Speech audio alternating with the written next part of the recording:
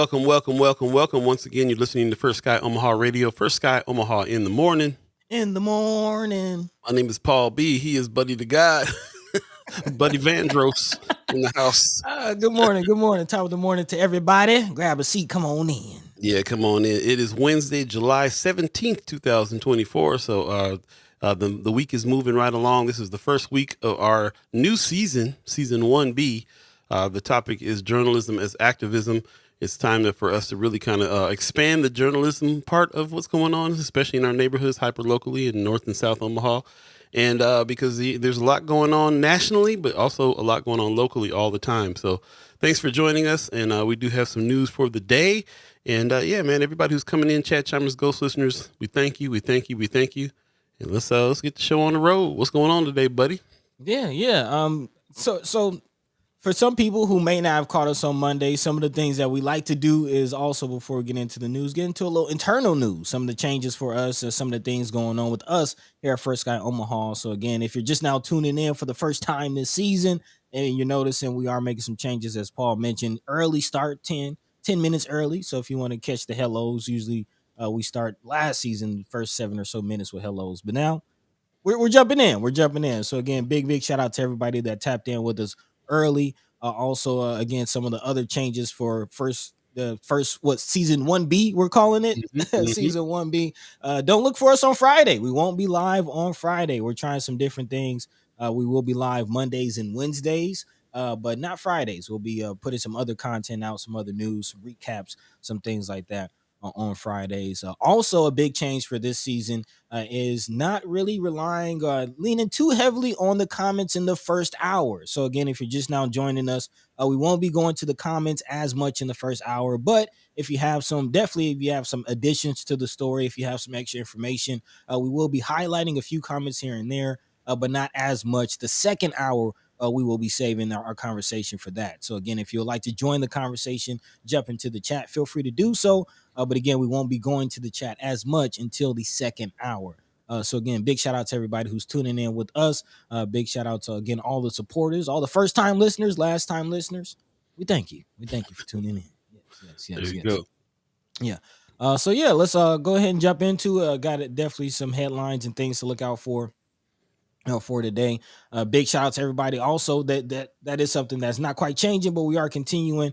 Friends of First Sky is still going on, so please go ahead and join the Friends of First Sky group. Also, if there's some stories in these headlines that you would like to read into more, you can always again catch these articles. The links are in our Friends of First Sky page on Facebook. So again, check out Friends of First Sky on Facebook if you're not already a member of that. Go ahead and join. And again, big shout out to everybody who's been dropping stories, seeing a lot about OPS, and there are several things going on. As some have mentioned, definitely looking forward to this conversation. Still following the money in this season. Again, this coming out of KETV, Omaha Public Schools Retirement Fund, is drawing some questions. The shortfall grows to $1.1 billion. Again, the retirement fund for OPS's shortfall has grown to $1.1 billion. Again, we're definitely going to be following the money as, thanks to Sister Kimra Snipes reminding us that OPS has a budget close to almost that of a city. Very, very huge budget. So, yeah, following the money. Also, sticking with OPS, figuring out what's going on. Might have to call Brother Leo Lewis to find out what's going on with the suspension rates. Again, reports are coming out that although it does look like some of the suspension numbers are going down, a certain demographic of the student body is not feeling that change. So again, we'll definitely be talking about that later on in the show. Also, something we've been looking at closely here on First Sky Omaha, this coming out of the Nebraska Examiner, Governor Pillen is pushing for his property tax plan and apparently will add new taxes to over 100 goods and services. Paul is calling it, apparently the word on the street is the sin tax. Yeah. We'll be getting into that. Again, special session coming up, and actually senators are looking for the public's input on these special sessions. This coming out of WOWT. Senators are to hold public forums across the state on taxes and some of the other issues that may be addressed in this upcoming special session. We will be having the senators Terrell McKinney and Justin Wayne joining us, trying to get more insight on what's going on with those special sessions. So definitely look forward to that. And we'll be giving you the information on where to look for those forums if you plan on pulling up And then also affordable housing. Speaking of property taxes and things like that, affordable housing still a buzzword in the Omaha area and really throughout the state of Nebraska. Again, thousands and thousands of homes and really homeless Nebraskans seeking to find a home, and really families already in homes struggling to stay in a home. So again, affordable housing definitely a big issue, a big topic of discussion here. And then also, we always give love to our native brothers and sisters. Definitely shout out to the Winnebago tribe, getting some big wins, capturing some land recently. So again, we'll be diving into all that and more throughout the next 2 hours. As I mentioned earlier, not much discussion in the first hour. We want to disseminate the news and get you as much information as possible. But again, if you have any input, any updates, any breaking news, feel free to drop that into the chat. In the meantime, between time, Paul B, Yo. how you feeling? I'm feeling good. As a matter of fact, just to expound on that fact that we're going to be going to the chat a little bit less. We're not necessarily disregarding your messages, so keep them coming. We'll come back to it in the second hour and bring your messages back up and start the conversation there. So second hour is going to be way more for discussion on these subjects. But yeah, please, you're our co-host is still, so go ahead and throw in your comments and everything during the show as well, especially if you have extra information or more information on a subject, because we're not just reading the news, we're also kind of reading between the lines, discussing these things, trying to come to some understanding about what's being broadcast out. So just want to make that as a reminder. But thank you very much for you guys joining us again. We always give a shout out to our chat chimers, ghost listeners, and our what do you call it, monitoring spirit. Yeah, love that. Yeah. Appreciate that.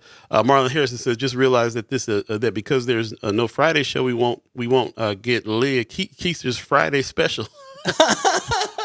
Yippee-yi-yays. That's a good point. Good point. The Friday special. I like that. Right on. It is 7:07 if you're keeping track of time, if you believe in the concept, that is. So we're going to go ahead and get going here on today's news. Very interesting stuff going on. Been getting calls all day yesterday. Actually had a really good conversation with Kimra Snipes yesterday. She went to the school board meeting and gave me some kind of insights of what was going on there. So OPS is on everybody's mind. It's on all the headlines, all the newspapers. Everybody's talking about it because of these reports. That new superintendent is going in there shaking things up. So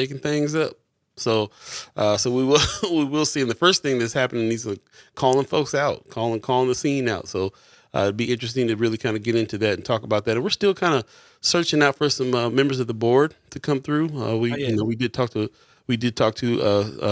some folks before the season. Yeah, especially to be able to have a conversation there. So be looking for Ricky Smith coming on as a guest, and we're looking for other board members to come through too. We're still hoping that Brianna Fool will be able to join us and give us some updates. So yeah, we'll check it out. In the meantime, between time, what's going on in that world, if you will? Yeah, as far as OPS, is that's top of your mind right now? We can go there. That's not what I was thinking. Let's go where you was gonna go. That's okay. Because I'm more so thinking of I want to save OPS because again, as far as our new format, more conversation in the second hour, and I definitely want to allow people. Marlon Harrison has some great comments and Friends of First Sky that I want to dive into.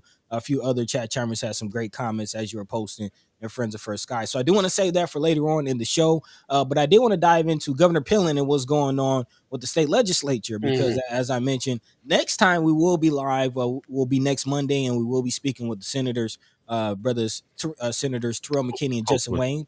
Hopefully, put some respect on their names. Again, shout out to Senator Terrell McKinney for speaking at a couple of events we had during the break. So definitely looking forward to speaking with him.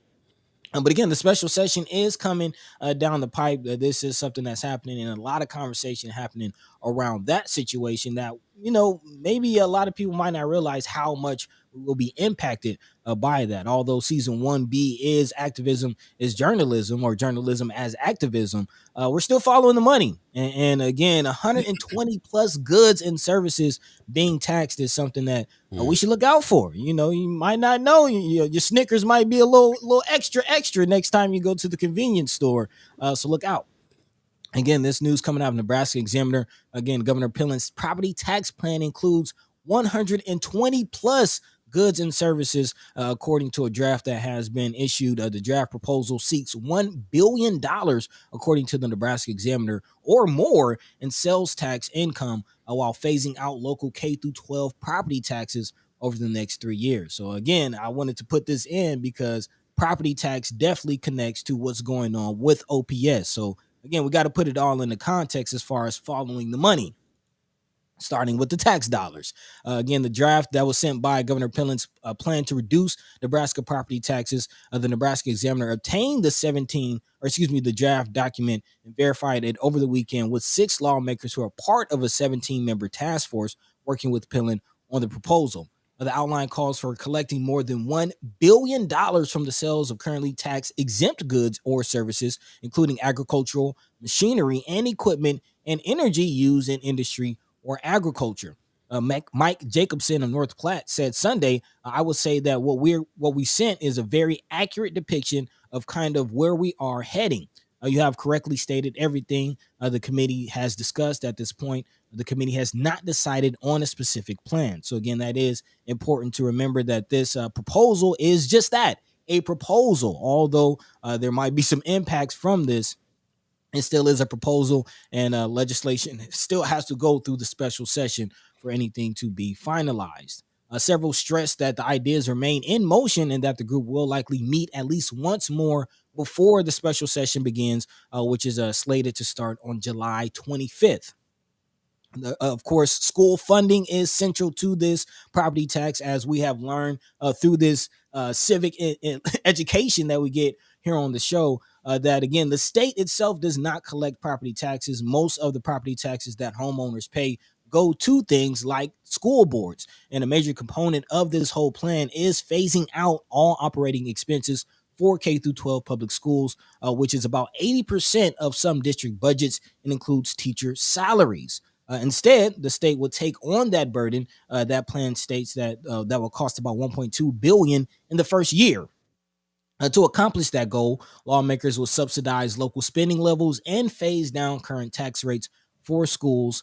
Property owners would receive a credit beginning in 2025 for the property tax statements to reflect those lower tax rates. So again, if you pay property taxes, you will be seeing, again, if this plan goes through, of course, you will be seeing those changes as early as next year. Under the plan, school districts could still assess property taxes if approved by voters for bonds or 2 other school-related funds. However, should the state fail to provide full year-to-year funding to those schools, school boards could also collect taxes themselves by a majority vote to cover that shortfall. Also, if unsatisfied, school boards could also ask voters to approve higher rates that would require about 60% approval of the ballot, which does come every other year. So these things could be changing by 2026 if they don't work out through 2025. But rewriting, the state's education formula to quote unquote boost student outcomes, which we'll be talking about later, would not be tackled until the 2025 legislative session. Almost 1/3 of the legislature will be brand new next year as that happens. So again, still a lot of conversation, still a lot of questions, still a lot of changes and shifts happening around taxes and also ultimately education. It's interesting in that article. There was kind of a subtitle in that article underneath the headline that said the draft proposal seeks $1 billion more in sales tax income while phasing out most local K-12 property taxes over 3 years. What you just described, and that kind of stuck out to me because we always talk about the problems. One of the problems with public school is that they're funded by the property taxes that are in the area. So if you're in a lower income area, you're going to have less money going to the schools, less money for teachers getting paid, less resources. If he's going to phase this out, that initially felt like, oh, good news, until I thought about it. And okay, if that's the case, then that means the state now is going to be the entity that's paying for all the resources. Who's making the decisions on what resources go where if the state is doing that now? Is it because I doubt that it's going to go around the city equally. So now I'm a little bit nervous about that because at least with the property taxes, there's a little bit of control for your neighborhoods. If you gentrify your own neighborhoods and you raise up the value of the neighborhoods, then some of that tax money can go to the schools. But who says what goes where now if that happens? So this is something that will probably be an ongoing discussion for sure. Like Rome's Reviews is saying in the chat, it's a tax shift, not a break. Man. So yeah, it'd be interesting to see what's going on with that for sure. Yeah, and to your point, you got to remember the whole Project 2025 situation, as Senator Terrell McKinney has mentioned. It's not just about the presidential race; it's about races across the nation. That rhymed, I like that. But again, it's about races across the nation and every state, and namely the education board. Again, a lot of money, a lot of funds, a lot of energy being pointed towards the state education board races. And if the state is taking over some of that funding, and to your point, those individuals who come in through those races in that Project 2025 might be the ones dictating what our children learn. So again, a lot of more conversation and really a lot more attention should be pointed towards what happens with this situation. What say you? Let's talk about it in the second hour for sure. You're in the first hour, First Sky Omaha in the morning. First Sky in the Omaha. Morning. Stepped on the line. My bad. Paul B, Buddi3 Da Gawd. Yeah, we'll definitely be talking a little bit more about this during the second hour now than I thought. When we started this, I was thinking, okay, that's pretty cut and dry news, but no, we got to talk about it for sure. Man. Yeah, man. Yep. Between time, let's go ahead and jump into a quick break. You smell the coffee beans, and when we come back, we'll dive into some other things. Speaking of property, OHA giving some updates, and we're still keeping our eyes on that situation. And remember, fight the towers. That's right. You got to fight the towers that be. Stay tuned. We'll be right back. You're listening to First Sky Omaha Radio, First Sky Omaha in the morning. In the morning. I'll be Buddi3 Da Gawd. We'll be right back, y'all.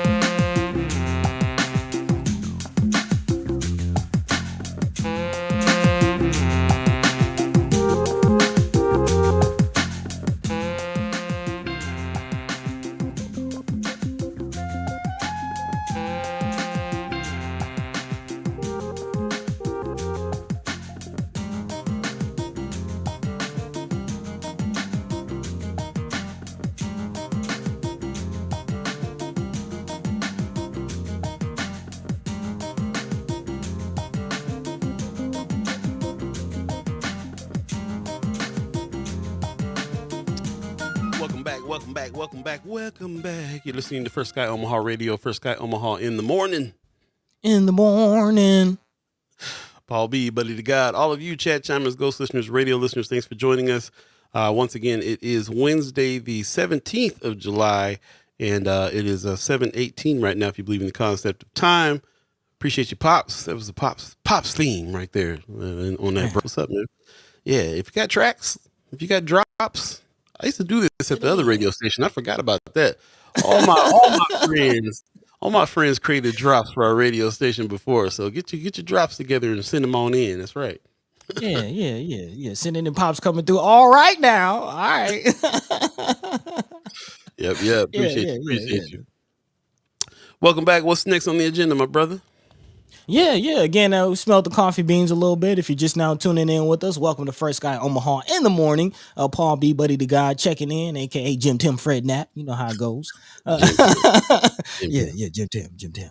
But yes. Again, moving from property tax to housing. Again, still a big conversation. We're still pushing the whole campaign. Shout out to brother Hassani Lee. Public housing, fight the tower shirts are available. So yeah, tap in with us if you're interested. But it's beyond that. It's beyond the shirt. The shirt is all in support of a good cause. Again, supporting tenants, supporting and also I want to name, it's not just public housing tenants. Brother Hassani Lee, big shout out, has extended the arm, if you will, extended the olive branch to anybody who is a tenant dealing with these violations, because as this KETV News 7 article names it, human rights issues. Again, if you are living in a place that you should not be subjected to mold, leaking pipes, bed bugs, roaches, rats, infestation, that is a human rights issue. And that is what KETV is saying about the OHA situation. This article from the 15th reads, human rights issue, OHA tenant says mold-filled house the cause of health issues, repeated ER visits. This is something that we've talked about here on the show as far as the connection between the physical ailments, the issues, the physical issues that some of these tenants are dealing with, and the living conditions that they're dealing with. And now, after a months-long investigation from KETV, And apparently KETV being flooded with messages, calls, and emails from residents revealing bugs, rats, broken appliances. But one of the biggest issues they said is mold. With hundreds of units in multiple properties across the metro, several tenants have come forward. Big shout out to them for not being afraid, expressing years of poor air quality. When Tamara Kurtenbach first stepped into her home in 2017, according to this article, her joy and excitement were overpowered by a foul odor. According to Kurtenbach, it smelled musty, moldy. Kurtenbach moved back to the metro with her kids, hoping to bounce back with the support for public housing, but instead she said she spent nearly 8 years feeling trapped. She says when low-income families find out they have black mold in their house, a lot of times they have to deal with it. They have nowhere else to go. And again, this is not just the towers. This location is what we've been calling the scatter sites. Again, one of hundreds of owned and operated properties by Omaha Housing Authority. Kurtenbach said it took 2 years of work orders, phone calls, and emails to finally start getting the help her family needed. And what help did she get? She said that they removed black mold from the attic. But she said the problems only continued within months within months. An inspection by OHA showed an emergency health violation. Apparently, a tube running to her dryer was clogged, trapping in heat. And a year later, her house failed again. Another inspection, noting the dryer vent tube was clogged again, which was causing moisture in the unit from again the heat. Also, Kurtenbach said she watched as spores spread throughout her house from the floors to the baseboards. She says, I have an email that literally says in bold letters, help, I have black mold in my home and my children keep getting sick. KETV Investigates took photos of the mold to the Douglas County Health Director, to which Dr. Lindsay Hughes said, there's not really any way to hold a landlord accountable. I guess you could say to making sure that their mold gets cleaned up effectively. She went on to say, so if someone suspects that they have a mold issue, we are able to do a visual inspection. But Hughes said her team will send a letter to the property manager about what was found and provide education and resources. And that's pretty much it. However, the responsibility ultimately falls on the landlord and sometimes even the tenant because the health department doesn't have the capacity. She went on to say, whatever is causing the moisture to be present, really that needs to be taken care of before any mold can be taken care of as well. So again, more of the same from really what we heard from the towers situation. It seems like the tenant ultimately is getting blamed for the living conditions that they're, being being subjected to, and also kind of the plausible deniability. We don't have the capacity to do this. We don't have the staff. This is not in our function. And this kind of brings up the saying that the job that nobody, or the job that everybody is supposed to do, nobody ends up doing. If you catch my drift. So, what say you? Yeah, shout out to Sunchild, the passionate lion herself, relaying her story in this article. Really appreciate that. She's doing the dress shop in Omaha now. It's called the Dress Shop out there on 24th Street. So, a single mom, small business owner, really trying to get some help to get to the next level on what it is she's got going on, and had to go through all that kind of mess over there with those conditions. So, shout out to her for pushing through and also being bold enough to speak up on the situation too and take some action. And that's what it's about right now, I think, is really about taking some action. So shout out to Hassani Lee and other tenants that are speaking up now. We covered some of this, around the first year or second year that we were doing this show. And at the time we couldn't get anybody to come on and talk about the conditions. They were scared about retaliation. Man. They were very fearful that they were going to be kicked out if they spoke up. And it was justified. We saw through the situation with Hassani Lee that they tried to sue him. They tried to evict him. They tried to do all the things because they didn't like him kind of making it public that there were conditions that were unbearable that they would not address and not do anything about. So there's a lot to this story that is continuing on, and people are coming out of the woodwork now, man, telling their stories.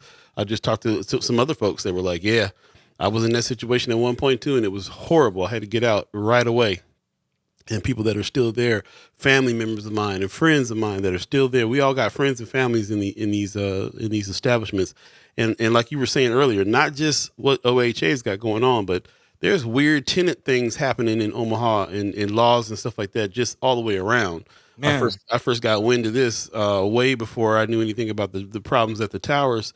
Just landlords that think they can come in, throw you out in 3 days, and all the stuff that I've even experienced living here because of loose landlord rights and so on. We watched the rise of Tenants United while we Mhm. were doing Mine and Soul over at Malcolm X Memorial Foundation. So there's this is a problem that can persist and continues, and it's that fever pitch right now. And I just love the fact that we were part of trying to help shine some light on this particular subject, because now you see it everywhere. Channel 7, Omaha World Herald, everybody has these articles now about these things happening. You just mentioned they were getting flooded with calls for people from the Yeah. towers, bad conditions. We've shown clips of Joni Poor, saying we're not getting any complaints from the people, and all the news groups could bombard her with complaints because that's who they're reaching out to tell these stories. You Mhm. can watch it here, you can hear it here firsthand. So it's really interesting, like how much attention is being brought to it, but it begs the question: what's going to end up happening? Man. Yeah, is it going to change? Because every year, every other year, same kind of thing pops off. But this time it's a little bit more. I feel like it's a little bit more out in the public, and there's more people fighting at the same time this time as well. So I'll tell you what's the biggest change for me, and it's really this story. We've been critical in the past, but shout out to KETV for dropping this story, because it confirms what we've been feeling, and it in my mind it does advance the conversation. Even though Brother Hassani Lee and his father are now out of the OHA properties, they still might have a case as far as if there's more attention being drawn to the connection between the living conditions that they were in and the health. Again, if you remember in the Hassani Lee situation, Brother Hassani Lee came to Omaha. He wasn't coming to live. He didn't plan to be in Omaha for this long. He came to Omaha to give his father a kidney, but because his father was living in that tower, his condition had worsened so bad to where he couldn't even get a kidney. He couldn't even do it. He was so sick he couldn't even do a transplant.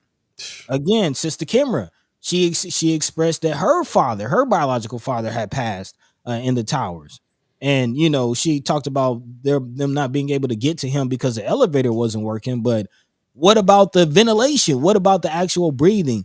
And again, in this article, they kind of get into more detail about exactly what affect this mold. Not just the bed bugs and things, but the mold itself can have on the human body. According to this KETV article, it says after repeated trips to the ER for breathing issues and bloody noses, her doctor wrote a recommendation letter to OHA with a professional opinion, asking OHA to please allow for family to find other suitable. Listen, doctors, not just tenants, not just advocates. Doctors are writing OHA, begging them to allow people to find somewhere else to live. According to this article, those requests were also denied. Kurtenbach goes on to say that this is a real human rights issue that we're dealing with. This is a real human rights issue because every human has a right to safe, quality air in their home. Of course, the Omaha Housing Authority has said that the house was inspected and showed no evidence. Of course, I'm not even going to go into that. But again, what advances the conversation for me is the clear connection between these living conditions and the health of the tenant. So litigation seems like the only way.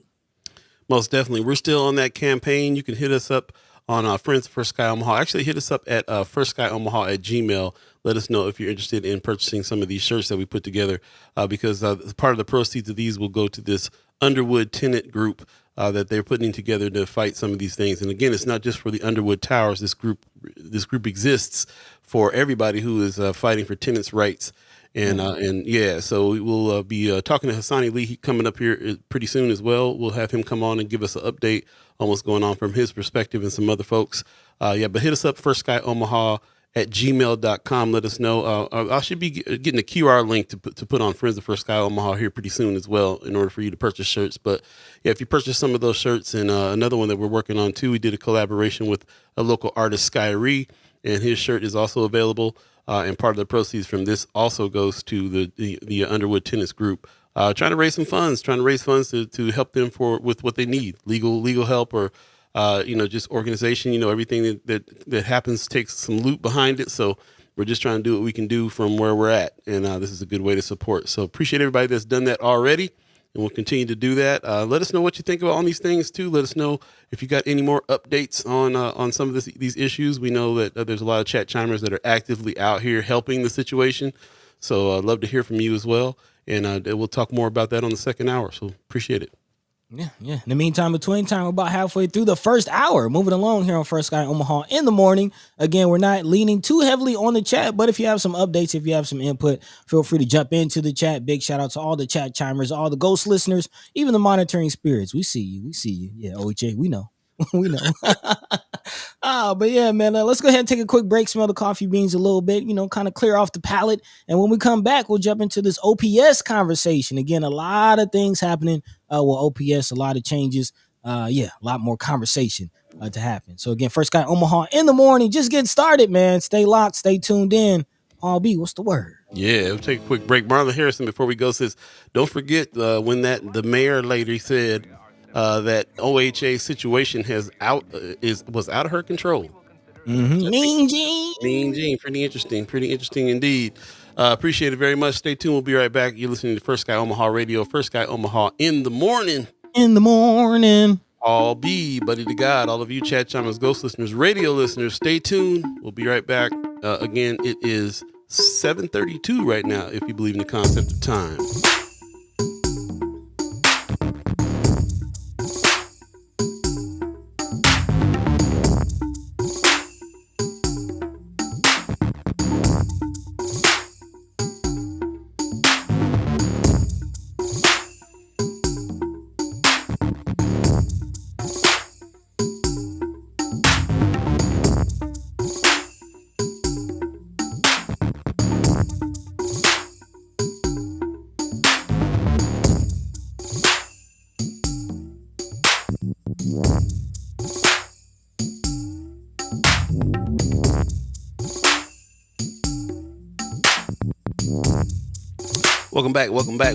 Welcome back. You're listening to First Guy Omaha Radio, First Guy Omaha in the morning. My name is Paul B. He is Buddi3 Da Gawd. We appreciate everybody that's sticking with us through our new format and all the good things that we got going on here today, and really appreciate you as chat chimers. I can't wait to speak with you even more extensively in the second hour. So I hope you stick around in the second hour so we can have more discussion on some of these subjects that we're talking about. In the meantime, between time too, we have partnered up with the Land Bank on trying to push some of these initiatives that they got going on, because they're very informative, and we shout out to them for really listening to people and reaching out in order to get them some information. The information that didn't seem like it was available before is heavily available now. So they got a new thing coming on July 29th is happening. Applications for becoming an ambassador. So if you have been involved with the Land Bank before, this will be for you. This is applications opening up on July 29th. 4 reasons to become a land ambassador. Number 1, learn more about how community and land development works. Number 2, hear from the industry professionals and community leaders engaged in economic development. Number 3, join the growing community of Land Bank ambassadors. And number 4, learn how to leverage our community-informed policies for your lot transformation journey. So any information that comes through, as far as I'm concerned, that shows us how we can be more in control of some of the land in North and South Omaha, I'm all for. So shout out to them for doing this work. And if you want more information on that, there's a QR code there. We'll go ahead and put that in Friends of First Guy Omaha for you to check out on your own. And we'll talk more about that as we go as well. So shout out to the Land Bank for providing even more information on how to on what to do with this land out here. Yeah, man. Huge thing. Especially a big shout out to the Land Bank. Again, we kind of spoke to the sister who's coming in and shaking things up and making things happen. So yeah, tap in with the Land Bank, especially if you're interested in buying some property. And if you have bought property, or has gone through the Land Bank situation, definitely would love to get some ambassadors from the community, because one of the big things when we jumped into the Land Bank situation was none of the board members from North Omaha had any say, man. So yeah, let's get some voices in there. Let's get some voices in there. 7:35. You believe in the concept of time, buddy? What's next on the agenda? Man. Let's go ahead and jump into this OPS situation. Speaking of getting voices in there, man, we need to figure out what's going on with our youth. Marlon Harrison, I see you in the chat. I would definitely love to hear some of your comments and thoughts, as we know that you're kind of our resident OPS employee. Which again, you mentioned earlier, as far as some of the challenges we had with getting OHA tenants to step up, and it's really kind of been the same situation with teachers. Over the years, we've tried to get teachers to step forward and kind of speak their piece, really since the pandemic, on what their experiences are, what's really going on in OPS, and kind of been tight-lipped. And there's also been, kind of an air of intimidation, and people not really feeling like they have the latitude or the right, or really just the room to speak up for themselves. So we got to rely on things like data, and the most recent OPS data is definitely raising some eyebrows and really causing people to be called out. This news coming out of KETV, the new superintendent, brother Matt Ray, is saying that OPS has to do better. He says we have to do better. Too many young people are not getting to graduation and beyond. And this is coming from the latest data out of OPS, which says its graduation rate has dropped over the past 5 years by about 6%.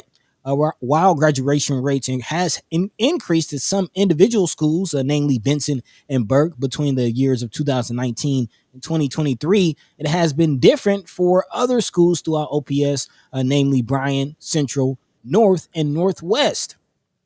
For students in high schools, and students in high school for 4 years, the graduation rate for OPS was about 76%, but by 2023, that number dipped to about 70%.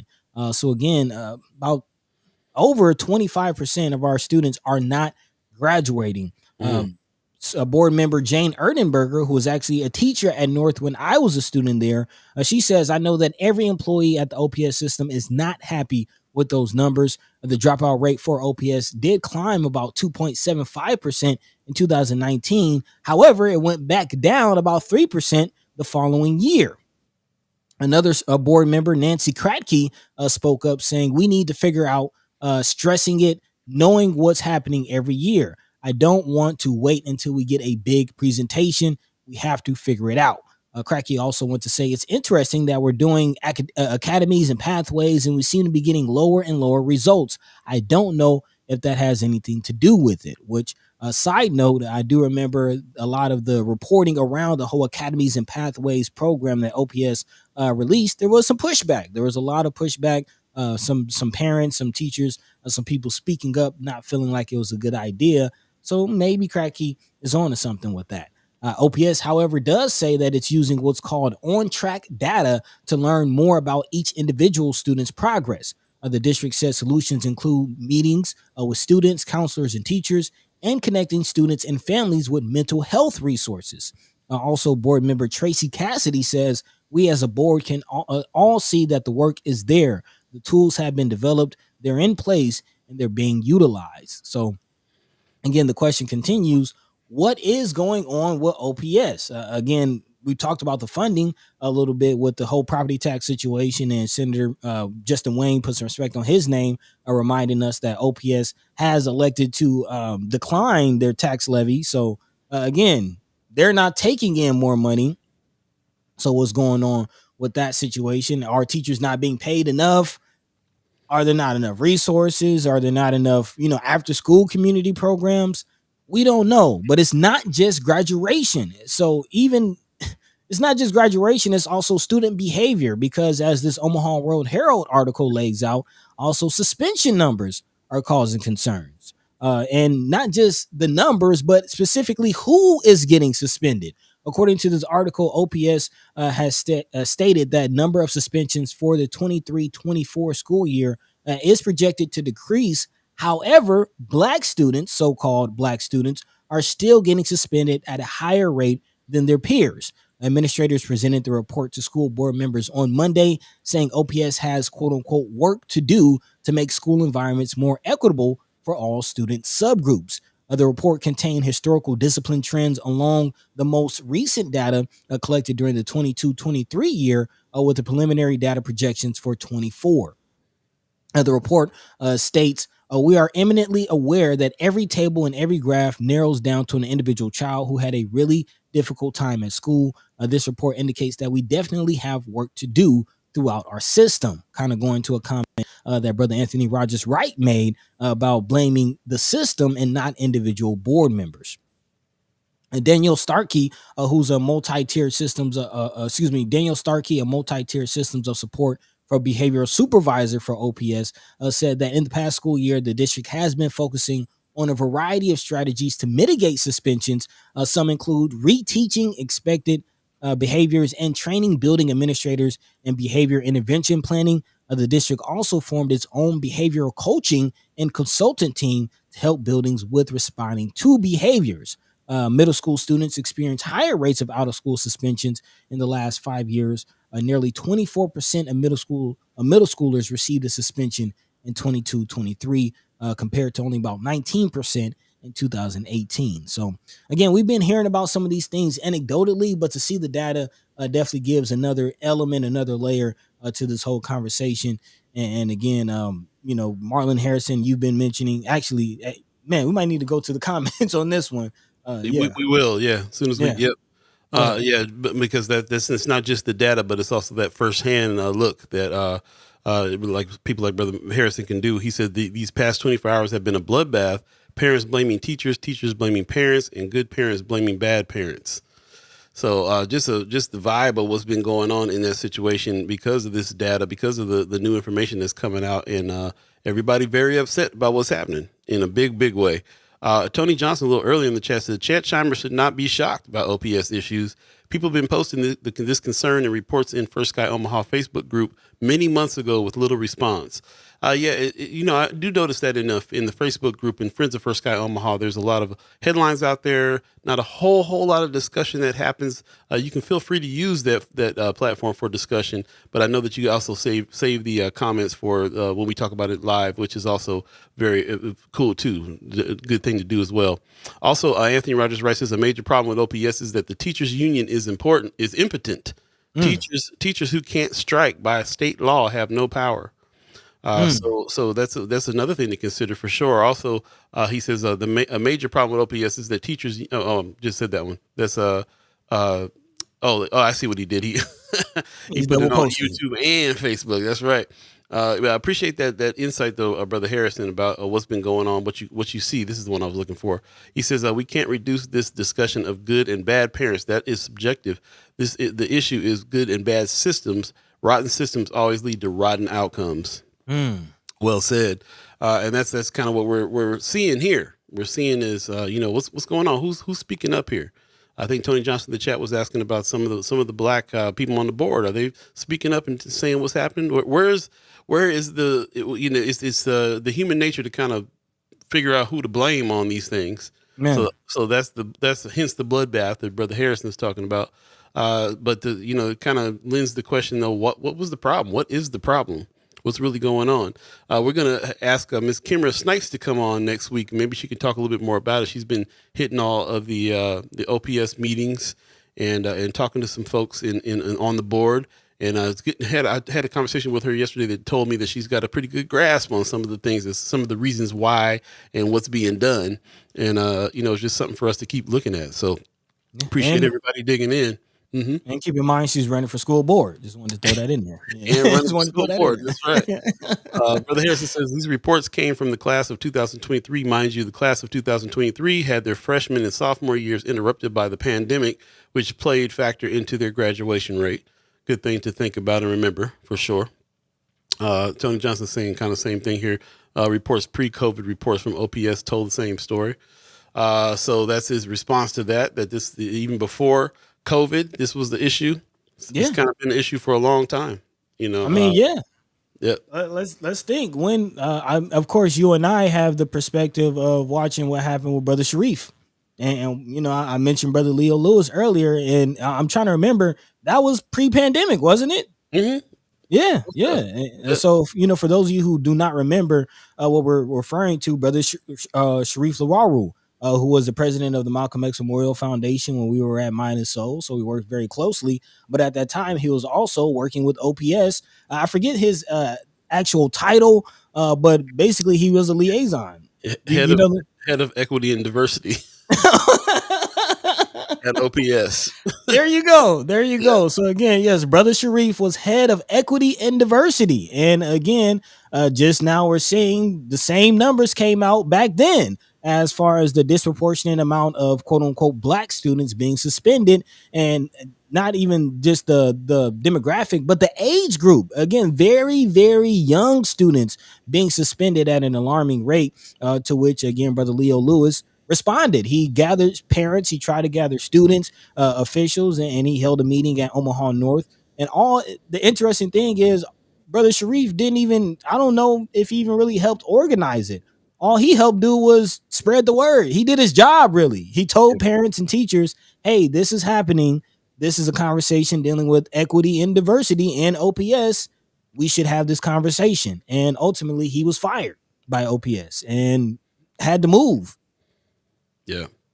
That was a initiative that Brother Leo Lewis was putting together as well, because people were asking for it. People were right now. It was a bloodbath then. It was people blaming people and trying to figure out what can be done about it. So they were trying to put some meetings together for parents and teachers and everybody to kind of talk about it and solve the problem. So the way that all panned out was left a bad taste in our mouth back then. Anything changed? Apparently not. Apparently not. Actually, according to the article, it lays it out. It goes back. It's probably been longer than this, but it's going back to 2015, 2011, 2012.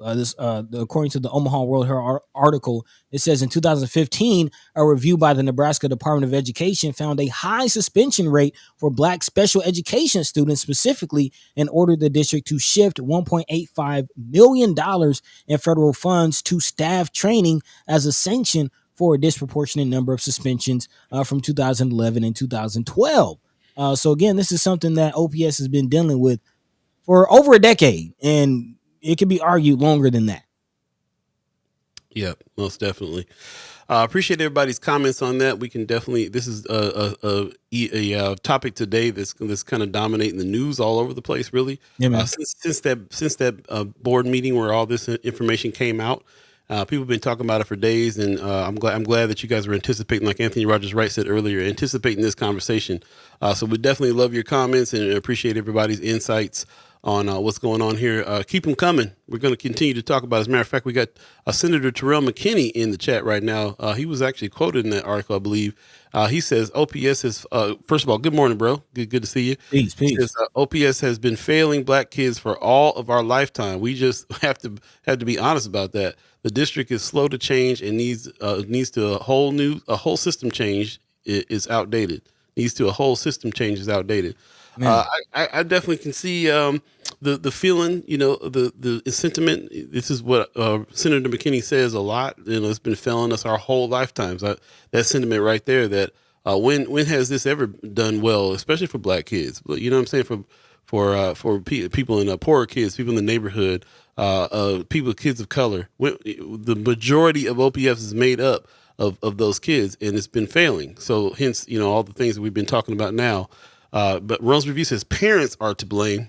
I don't know if it's that. I don't know if that's simple, bro. I kind of feel like that the system is more to blame than anything. The way that this thing is set up, it's definitely more to blame. Parents can do something about it. Parents can do more if they can. Some parents can't. Some parents don't. Hey, working 2 jobs, ain't got time. Can't really do that. Gotta do what they got to do. So everybody's to blame. But I think for the most part, if the system was what worked for everybody, not just kids but families too, then that would be the solution here. So to me, it's a system thing, and just like a lot of other systems are failing us around, this is just another one of them. So appreciate your comments. Appreciate your sentiment. I feel how you feel, man. What. Because I feel how Rome's reviews feel. Like we jump to the conclusion. We jump to like, well, what do we do about it? Well, the first thing we got to do as parents, probably, that the only kind of control we really even have, and until some of these laws start changing up, or some of these initiatives happen, or Senator McKinney's laws, pass, all the things that could solve these systems problems. The only thing we can do about it now as parents is try to take some control. So I can understand that sentiment. Anthony Rogers Wright, though, is saying, no, we're not going to blame parents. That would be like blaming unarmed black people for getting in the way of a cop's bullets. Mm, mm, A lot of man. what I'm hearing from people like brother Harris and the other people that are in the school district is there are situations where some of the parents are not being active and sometimes the problem. So I feel like it's everybody's problem, but ultimately it's a problem within a system, and if that system's jacked, everybody's going to be not being able to do their best. Man. So I tell you what, I do. I'm hearing a lot. I'm hearing system a lot. Hearing system a lot. And Mhm. before we get down this rabbit hole of who to blame and what it is, I do want to, in the second hour, I do Mhm. want to get into what this system is. Like people keep saying the system. Let's break down how the system is operating. You know, I don't want to say working because obviously it's not working, but how is this system operating right now? Maybe we can glean a little more information from that. But before we get into that, I did have one last article for this first hour Mhm. that I wanted to present to the people because it's not just the students. It's not just the students that are being failed. Teachers are being failed as well. This coming out of KETV. Apparently, again, State Auditor Mike Foley has been very busy over the last several days. Not just the Board of Parole being audited, not just DHHS being audited, but apparently OPS has also been audited, and it's not looking good. According to this KETV article, the Nebraska State Auditor is out with a new report stating that OPS's retirement system is in worse financial shape than last year. So again, not only students, future being in question, but what about the retirement future of the teachers and the staff? According to State Auditor Mike Foley, last year's report is over $1 billion. Now it's 1.1 billion, despite a soaring stock market, and that's the shortfall. Foley said OPS is the largest school district with about 15,000 retirees, but is only 57.5% funded, grossly underfunded. And Foley went on to say, I don't want to say they're in jeopardy. I don't want to frighten people, but somebody in OPS system needs to step up and start answering some tough questions. What went wrong here? And what are you doing to turn this around? The latest report is similar to last year's audit, which pointed out significant weaknesses in financial management and multiple errors in balances and distributions. Somebody acted funny with the money. Hmm. The audit team found OPS paid over $1.3 million to beneficiaries in annuity payments without the authority to do so. I'm going to read that again. According to KETV, the audit team found that OPS paid over $1.3 million to beneficiaries in annuity payments without the authority to do so. And this is Buddi3 Da Gawd adding, this is not the article, but I will remind people that this is happening during a school year where we've seen several special needs programs close. Mhm. Just wanted to throw that in there. I continue. The report also says, quote unquote, no effort will be made to recover any of these overpayments. So that money gone. Hmm. According to State Auditor Mike Foley, we expected to see that those problems, which we clearly identified last year, would have been cleaned up by now. But when they seem to do nothing, but just kicking the can down the road because they know in September, the state of Nebraska is going to take over this plan.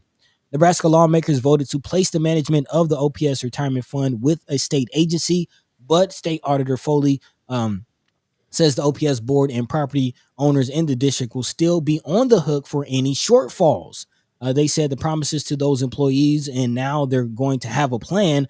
How are you going to satisfy those promises? Or are they just empty? OPS wouldn't comment on the report, but provided a letter it sent to current and retired employees, to which Chief Financial Officer and OSER's administration, Shane Ryan, said, we are committed to a strong, stable retirement system for generations to come. Uh, Ryan also went on to say, demonstrating our commitment to OSER's members, Omaha Public Schools contributed $5 million more than required to the plan last year. But again, according to the audit, that still does not account for the $1.1 billion shortfall in the financial system. Interesting stuff, man. This is very topical. Anthony Rogers, right in the chat, is saying gave us a report. He says this is from the African Federation of Teachers. I'm sorry, this is from the American Federation of Teachers. We didn't get the African version. Anthony Rogers Wright said the report finds African American students are twice as likely as white students to be in districts with funding below estimated adequate levels and 3.5 times more likely to be in chronically underfunded districts. The discrepancies between Hispanic and white students are smaller, but still large. He said, here's a report. Go ahead and throw that report in there. We can get the receipts there on that. Appreciate that. Interesting fact there as well. Tony Johnson a little earlier said if Senator McKinney can put forth time and effort towards this issue, black leaders and organizations can do the same. Keep in mind, many of them are getting paid way more to address issue. There's a lot of focus out there. We can't pass this up by not mentioning that part. There's a lot of organizations, nonprofit and otherwise, that are out here that's supposed to be helping these situations. Where are they? What do they have to say about it? What does the school board have to say about it? Man. So this is a problem that's everywhere. This is one of those things that we talk hyper locally because we're talking about OPS, Omaha. Omaha Public Schools. But this is a situation that's happening all over the country in all kinds of different cities. The way that Anthony Rogers Wright is talking about, can't wait to see that report. But it's affecting us because of what Senator Terrell McKinney just said. OPS been failing us all our lives, he said. Yeah. So, And I would like to add, Brother Anthony Rogers Wright is correct as far as, this report is reflecting those numbers that report that Brother Anthony Rogers Wright is alluding to as far as a disproportionate amount of spending for, majority, quote unquote, black and Hispanic districts because state auditor, Mike Foley is saying that OPS is the only district in the state that has this problem. The largest district with the most African-American and Hispanic students is the only district in the state with this problem. According to this article, every other district is doing fine. Foley says we have 240 school districts. All of those districts, 97% of their future obligations are covered. The money is in the bank. Omaha, on the other hand, is maybe 57 to 58%. That's a big gap. So again, most black students in the state, the only district with these problems. What's really going on? Really hope that we get to speak with Senator Wayne on Monday, as well as Senator McKinney, because I remember talking to them about this, about the fact that they tried to get some money to OPS, and OPS was not. I don't know. They were turning down the extra funds. They didn't think they needed it. So how are we, a month later, or a few months later, saying there's a shortfall? You know what I'm saying? What's going on with that? Follow the money on this, man.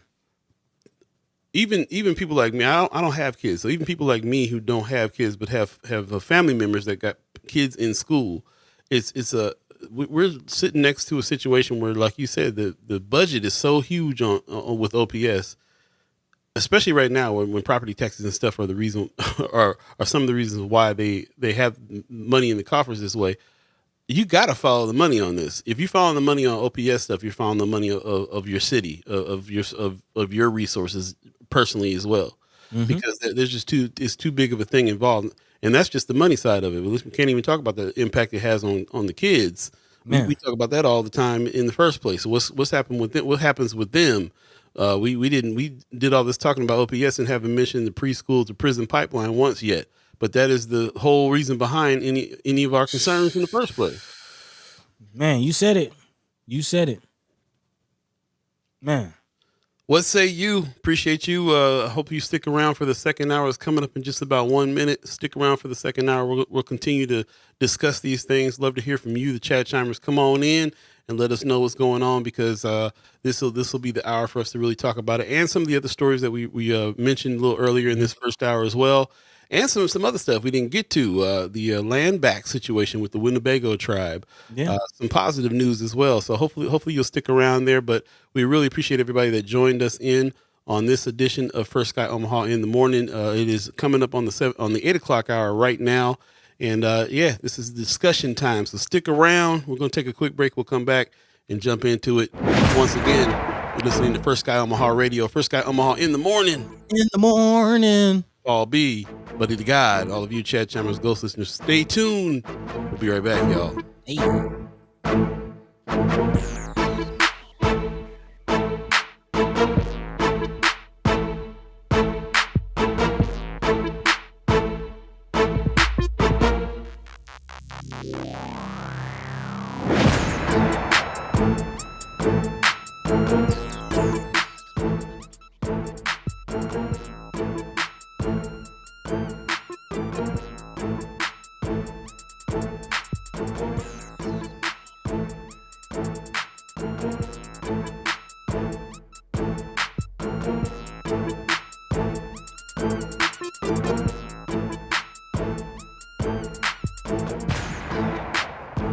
All right. Welcome back. Second hour of First Sky Omaha in the morning. In the morning. Y'all still like it in the morning? That's kind of what I want to know too, because over the break I'd be like, I need to take my mornings back. Can we be First Sky Omaha in the afternoon, maybe? In the afternoon. No, they don't come off the tongue the same. Brunch time live. How about that? Welcome back. Now, like I said, in the second hour here, and this is the time for us to kind of have some more discussion about what's going on. Definitely feel that you, the chat chimers, are our co-hosts, and really enjoy hearing your comments, because they're not just informative, but they are, they're first of all well-informed comments. Most of the time, you guys are really bringing some extra information and extra light to the subject as well. This is what this is for. We can all sit around and kind of read the articles ourselves and think what we think, but us being able to have a discussion about those articles, read between the lines, figure out what things mean, shine some light on different subjects on these particular articles. Nobody's doing that, bro. Nobody. Not even the people writing the articles are doing that. Nobody. Like Keith Sweat said, ain't nobody paying him. Nobody. Nobody paying him when he comes out. That's what it is. Yeah.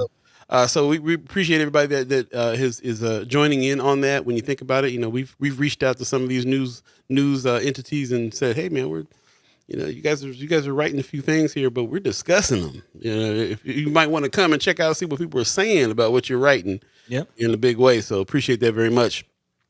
We'll go ahead and dive into it. I guess everybody's still on the OPS situation. Yeah. Let's continue. And big ups to everybody who's commented. Marlon Harrison, really appreciate your insights on this situation, since you're so close to it. He says, I keep hearing people say OPS needs to be taken over by the state, and all I have to say is look at what's going on down in Houston, and trust me, you'll think differently about that. What is going down in Houston? I have not heard about this. Let us know. Please let us know.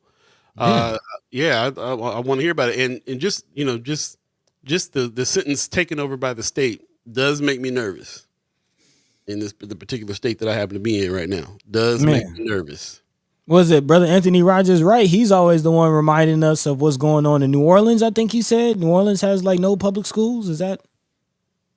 Yeah. He said something about New Orleans too. Yeah. Brother Anthony Rogers, right? If you're still tuned in, let us know what's going on with that situation.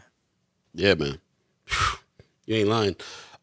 Tony Johnson in the chat says, since Black Omaha loves conferences and town halls, time to put one together and have a past and current Black school board members explain this chaos to the community. Yeah, I'm all down for conversations on figuring out how to explain some situations. I'm kind of more on this, like, we've been discussing it for a while now. What's the action now? It's time for some action. Time for some action. Time for some action. So we can have just a fraction of friction. Sean McCarthy in the chat says, read and contribute. Oh, okay. I see what you're saying. He says, read and contribute is so much more valuable than typical read and react format. Appreciate you. Appreciate that. That's man. Thank you. Especially from a fellow writer, fellow journalist. Yeah, I was going to say from a professional journalist. Thank you. Yes, man. So that's what's up, man. I appreciate that. Anthony Rogers Rice says, no public school in NOLA. No public schools in NOLA. So it's just all private and charter? Like what? That's interesting. That's kind of scary. What's the implications there? That's a scary statement when you think about it. No public schools in NOLA. So that means some Black kids is getting left out of some schooling.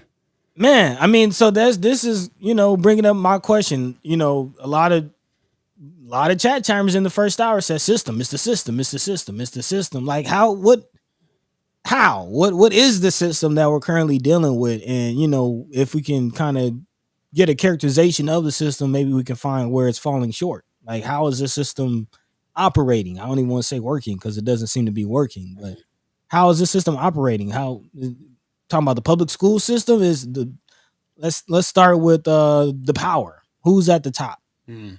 One thing we learned is that although the relationship between the school board and the state board, the district board, from my understanding, has more power than the state board. Like the state board can issue, regulations, guidelines, stipulations, and things like that. But it's up to ultimately the district board itself to dictate how those things are being implemented as far as curriculum goes.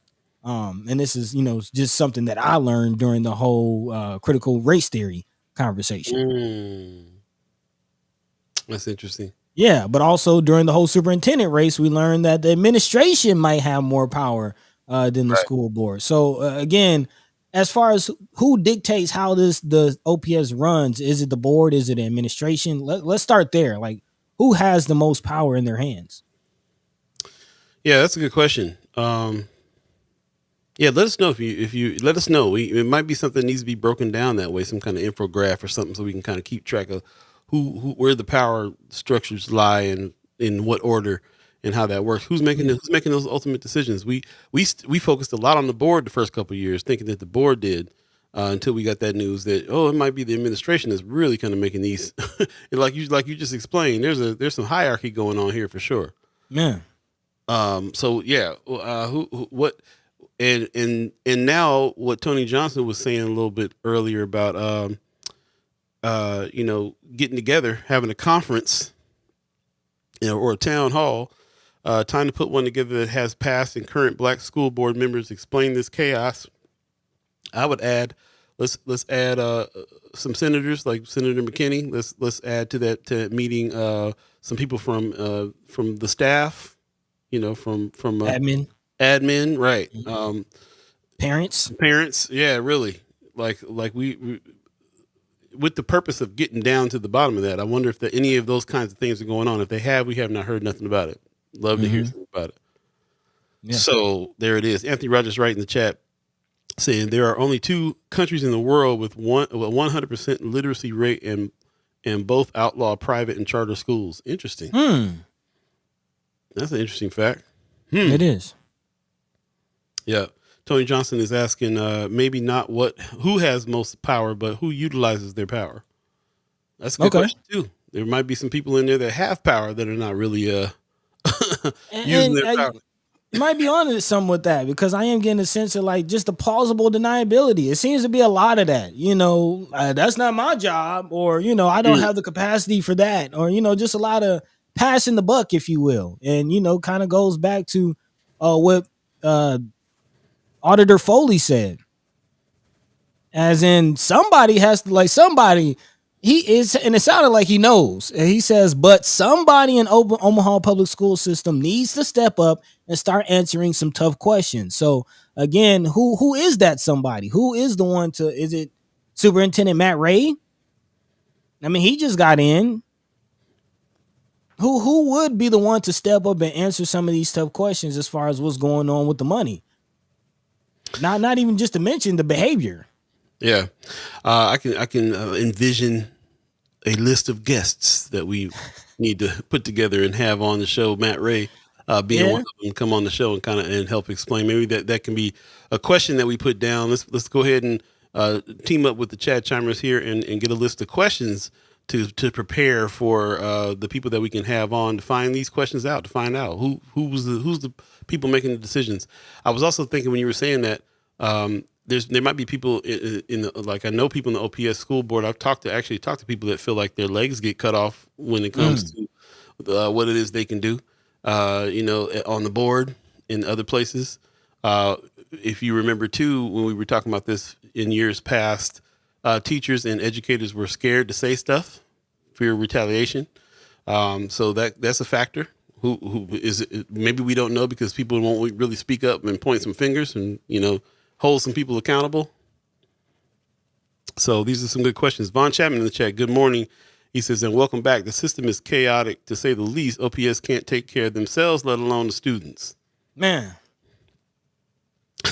And yeah, Ricky Smith. We actually ran into Ricky Smith recently at the Empowerment Network event, and he said he'd love to come on the show. So we'll definitely have him on the show pretty soon too. Love to get these questions together as we are trying to book the Ricky Smiths and everybody else on the show that we can ask these particular questions to. Who's making these decisions? Who is making the decisions?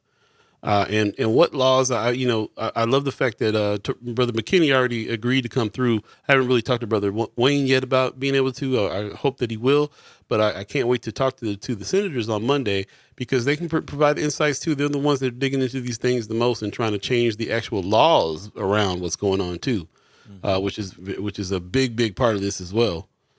Tony Johnson said those for OPS, those running for OPS should answer this question in their running for seat. Yeah, I agree. Only one that I've heard answer these questions is Kimra Snipes, only one running. So, like I said, we'll have her on next week too to talk a little bit more about this. Rome's Review says whoever is taking credit for OPS success has to be the one to blame for its failures. It's a good point, but I'm like, what successes are there in OPS? Like, who's even doing that? Yeah, who's taking the credit? Right. Like, who's, and what are the successes?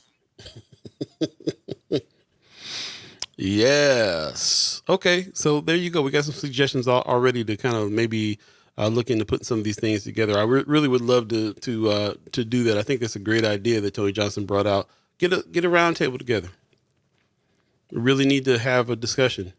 And discussions could be going just because we didn't have it. Don't mean it's not being had. There's probably stuff going on all around.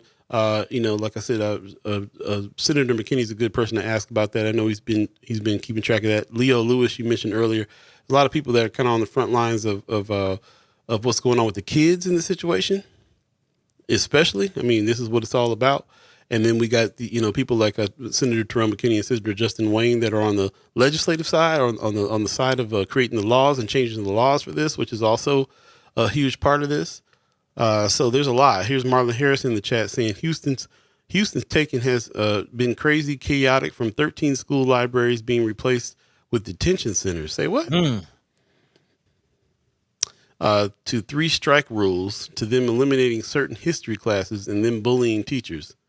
Well, you got to give me the receipts on that. Send me an article on this. I need to read about this. Houston.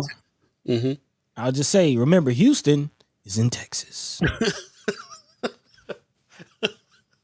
What more do you need to know? That's all you need to say. I mean, Governor Abbott has been very active with the tomfoolery and the shenanigans as of lately. My only question is he in cahoots with our governor? I mean, I will say, yeah. There's some relationship there. Of course, you've seen Governor Pillen send down some state troopers to help with Texas border situations. We've called Nebraska the Mississippi of the Midwest. Yeah, it seems like Pillen has definitely been reading and studying the Greg Abbott and Ron DeSantis playbook, if you will. Ooh, that's big claims. Big claims. That's another good question. What does the governor have? What's the governor's power in this? What's the governor's role in what's going on with OPS in that way? Anthony Rogers Rice said Governor Abbott is a Nazi. Full stop. Ooh, man, Houston. Send us some articles. We've got to see what's going on down there in Houston. And to Brother Anthony Rogers' right point about the districts that are majority African American and Hispanic. Houston is just like Atlanta, one of those booming black cities where a lot of young, affluent, up and coming African Americans are moving. Like that's pretty much it. Houston and Atlanta are very similar in that regard. So a lot of black folk in Houston. So to hear that their school districts are having some issues, not surprised. And let's not forget, Detroit. I mean, they've had schools closing down left and right. They've had schools without heat in the winter. Talking about Michigan winters, schools with no heat, freezing pipes. Yeah. Yeah, it is a national issue, and apparently Omaha is no exception. Mm. Um, yeah, I kind of my mind is going to Project 2025, which is something that we're probably going to be definitely digging into more and talking about more as well to break down. I'm kind of looking for an expert on somebody who is has been reading up on this plan and in particular how it affects us here.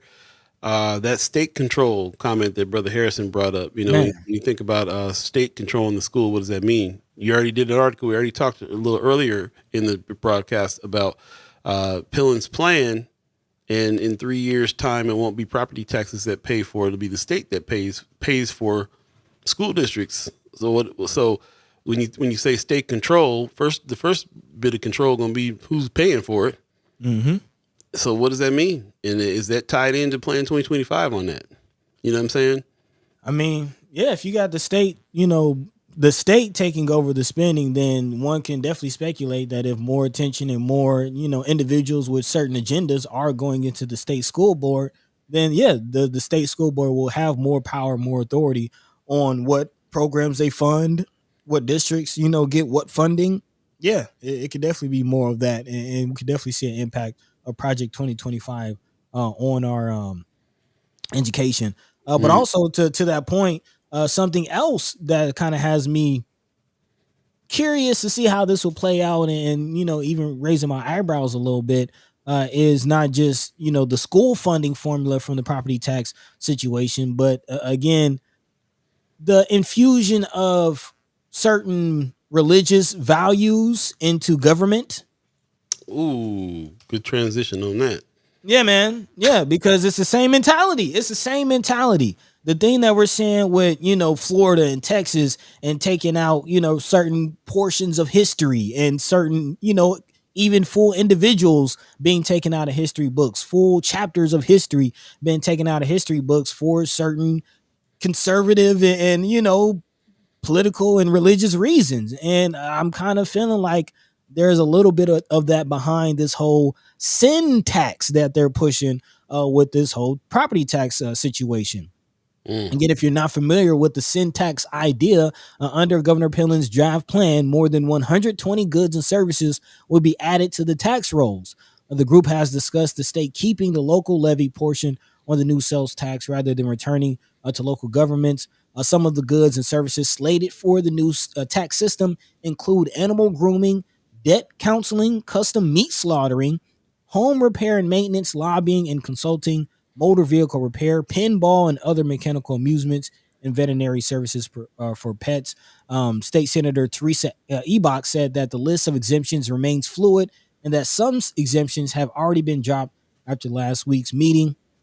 Ebach also says she continues to take issue with removing ag or manufacturing and says that there were some indications in the meeting that a quote unquote sin tax revenue may be well above projections, and she wants to consider the potential revenue before eliminating sales tax exemption. So, again, to your point, early on, things like cigarettes, even, advertising were being looked at as being taxed and taxes mm. going up.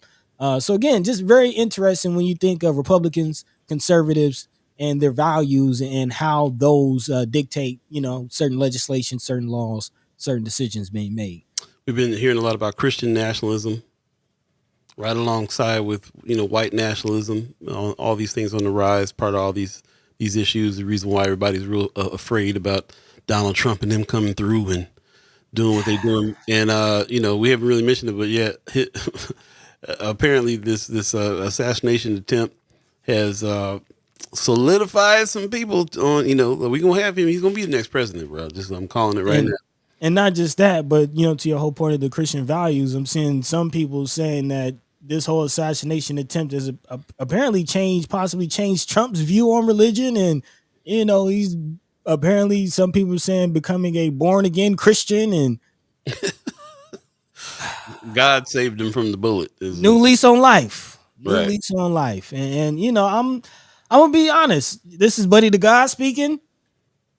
This is Buddi3 Da Gawd speaking, and I'm not I'm not trying to speak radically against any other organizations, but keep in mind the KKK was a Christian organization.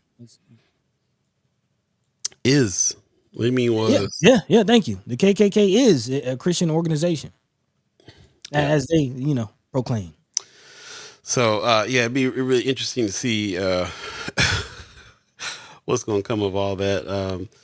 Kind of scary. Not even kind of scary. I mean, the man was already Bible thumb. He was already selling Bibles in the first place. So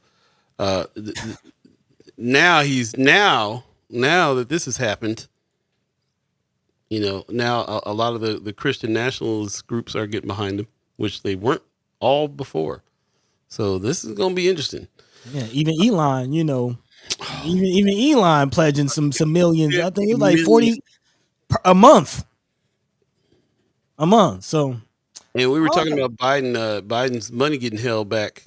There was, it's going down, bro. I'm curious, man. Y'all let us know what y'all seeing. Am I tripping? Brother Pena in the chat already saying we cannot predict the future. What about shooting? He said, what about all the shooting where the children died? We never had a chance of life on perspective unless a Republican president gets shot or is dying. Yeah, that's the sentiment. We can't predict the future, but I definitely feel like that's what's going to happen. That's just what's going to happen.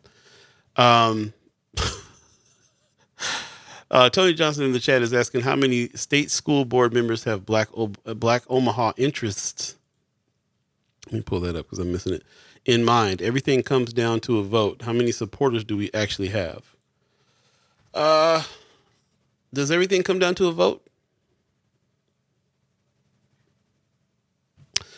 I'm still on that. Who has the what? How do these decisions get made between a school board, admin, laws that the senators are putting out there? Guidelines from the state. Yeah, guidelines, right? Guidelines from the state, federal guidelines. Anthony Rogers Wright says the Cornhuskers football team have a better shot at winning the Big Ten than Biden does of winning this election. And I actually heard Nebraska's supposed to be pretty decent this year. I heard Nebraska's supposed to be all right this year. Is that right? I guess that's more than could be said for Biden, apparently. Yeah, it's kind of man. I'm like I said, I don't know, man. I go back if I'm hearing other people that are rallying, but at the same time, after this thing that some people think is a stunt, this assassination attempt. I'm not going to go that far, but I will say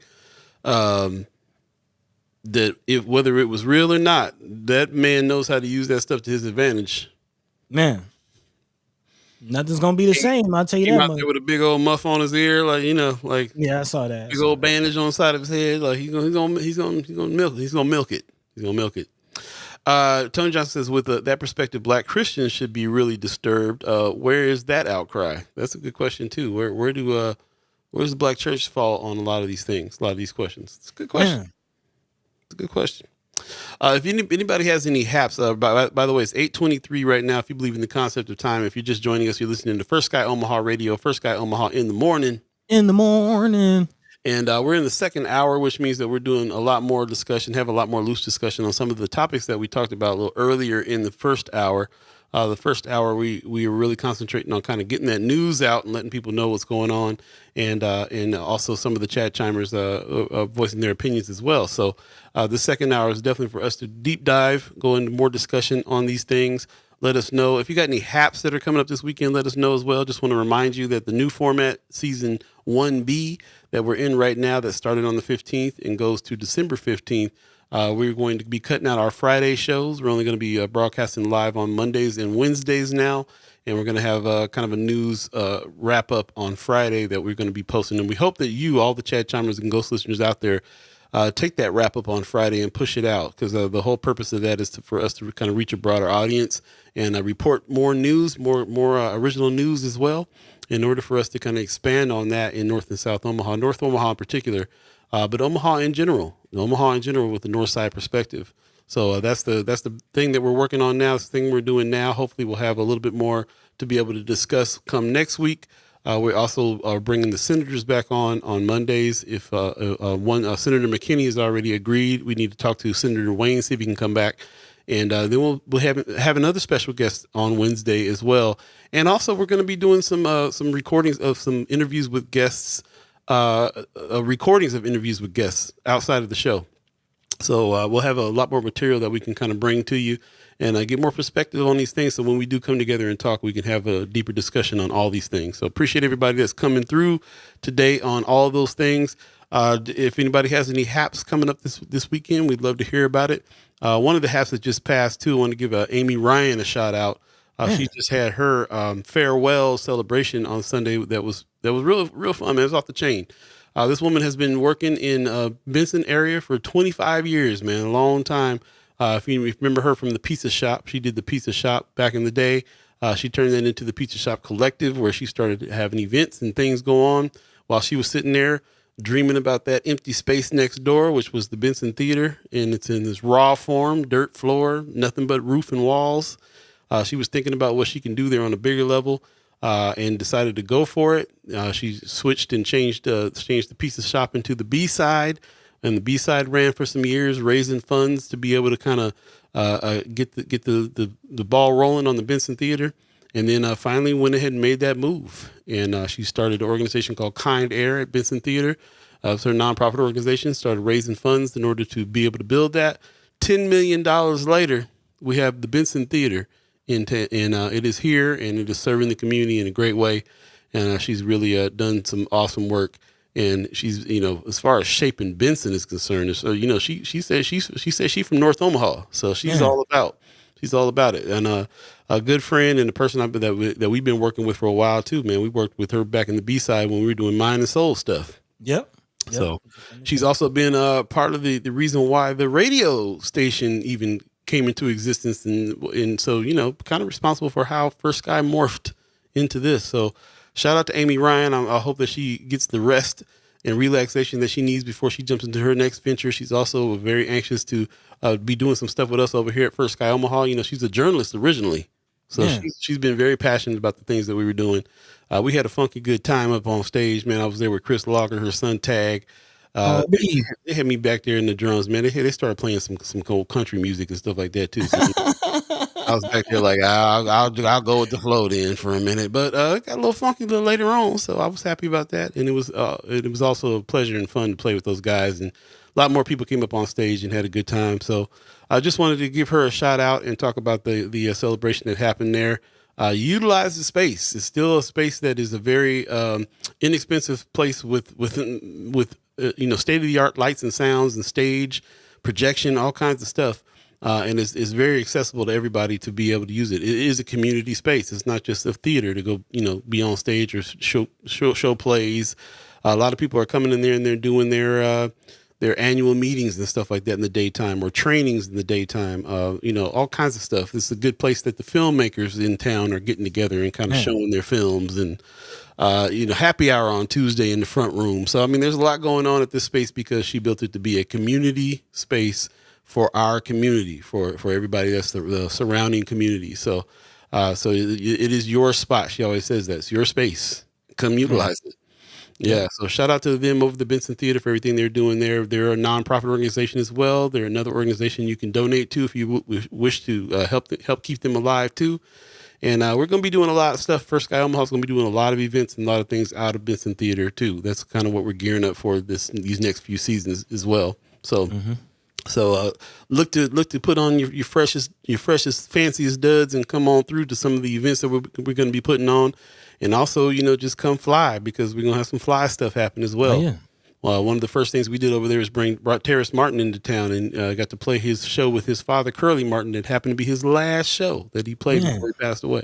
Rest in peace to Curly. Rest in peace to Curly. So we're looking at trying to get Terrace back and some other folks. And yeah, it'll be good. It'll be a good time. That's kind of the physical space of the manifestation of what it is that we can do here with First Sky Omaha, and bringing some kind of edutainment to the scene as well. So yeah, all about taking it to the stage, man. Taking it to the stage. So big shout out to the whole Benson Theater fam. Yeah.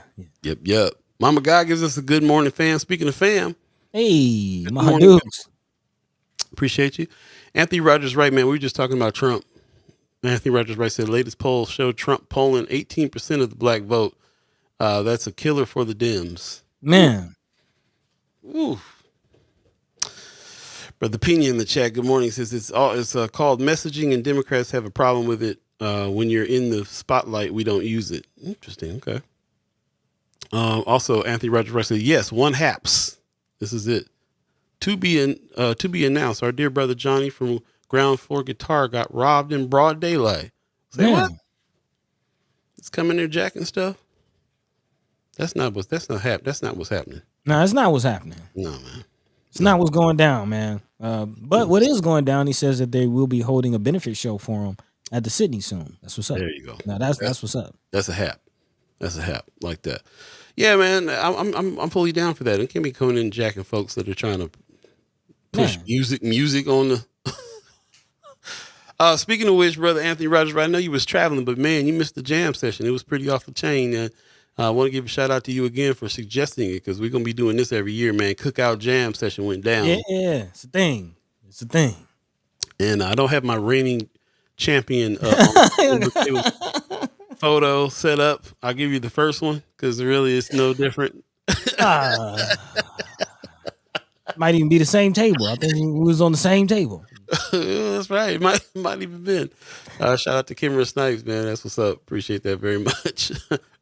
I love it. Ron's reviews, man. What are you saying? He said some of the same people who yelled "Hang Mike Pence" are now calling timeout the attempt on Trump. Yeah, a lot of hypocrisy stuff going on, for sure. Anthony Rogers said, "I'm so jealous and upset. I have to miss it. We're gonna do it again, bro. We definitely do it again. Don't worry about that." Yeah, appreciate everybody's comments, man. You know, this is what the second hour is about, is us speaking with y'all on some things and talking about a few things too. I also want to give a shout out to one of our sponsors as well, Drunk Ship Coffee. Shout out to the family's coffee company. They source beans from one farm in Ethiopia where we found out is the birthplace of coffee. Ethiopia is the birthplace of coffee, and I never knew that all my life. Man, I think that's really wild. Yeah, so shout out to Drunk Ship. Get your Drunk Ship coffee going on. Hit them up at drunkshipcoffee.com and order your coffee today. Like I said, it comes in the form of beans, so you have to get yourself a grinder. But they got a nice roast on a pure Ethiopian bean that is really, really, really bomb. And they sponsor what we do here. So shout out to Drunk Ship Coffee as well. Appreciate them. Also, a little later on here, I want to keep mentioning this because we definitely want people to go. Juvenile Justice Planning Forums are happening. Saturday, July 20th is the next one at Metropolitan Community College, Building 22. And then they'll have a third one that you can go to if you missed that July 20th on August 10th at the Concord Meditation Center on 2910 South 84th Street. So, yeah, this is going to be interesting. We encourage all community members to attend one of these meetings to assist Douglas County in identifying what our priority items should be for our next youth services plan. So we're talking about stuff that's going on OPS. Somebody mentioned that there's other organizations out there that are supposed to be supplementing and helping when it comes to our youth. Here's one of them, and here's where you can get have some input. Email strategic.plan@douglascounty-nebraska.gov, for your questions. We'll put that in Friends of First Sky Omaha, so you can hit that up. And highly encourage people to go and attend one of these juvenile justice planning forums. Be a part of the plan. Definitely. You kind of mentioned it earlier. That was really the side of the whole OPS school conversation that we really didn't talk about as far as the preschool to prison pipeline. And, the schools is one side, but that juvenile justice is the other end of that pipeline. So again, definitely want to get community members active in this conversation because unfortunately, a lot of the students who are struggling in OPS, some of them are ending up in juvenile justice. So again, let's try to figure it out on both ends of the situation. There you go. But I do have another hat before we continue. Just wanted to, we were talking about the special session and talking about, again, Governor Pillen's property tax proposal, and there is an opportunity for the public to speak up. Parapublic forums have been scheduled, one in Omaha and one in Lincoln. This coming out of WOWT. 11 Nebraska state senators will be seeking input from the state's two biggest cities. The former, of course, the one in Lincoln will be happening at the WIC Alumni Center in Lincoln from 5 to 7. That's next Monday, July 22nd. Again, that's the WIC Alumni Center in Lincoln from 5 to 7 p.m. next Monday, July 22nd. And then also there will be one in Omaha at UNO's Thompson Alumni Center. That's from 1 to 3 on Sunday. Again, 1 to 3 on Sunday at UNO's Thompson Alumni Center, and then 5 to 7 on Monday at the Wick Alumni Center in Lincoln. Lawmakers planning to attend each forum include Senators Michaela Cavanaugh, John Kavanaugh, Carol Blood, Mike McDonald, and Terrell McKinney, among others. Of course, the goal, which the senators are calling listening sessions, is to provide residents of Omaha and Lincoln an opportunity to share their thoughts on the current state of property taxes in Nebraska and tell senators what they'd like to see come out of the upcoming special session. So there you go. I would like to add to that also, it is kind of interesting that, it seems like Governor Pillen is having his forums talking to whoever he wants to talk to, getting whatever input he feels is valuable. And then the senators seem like they're having their own situation.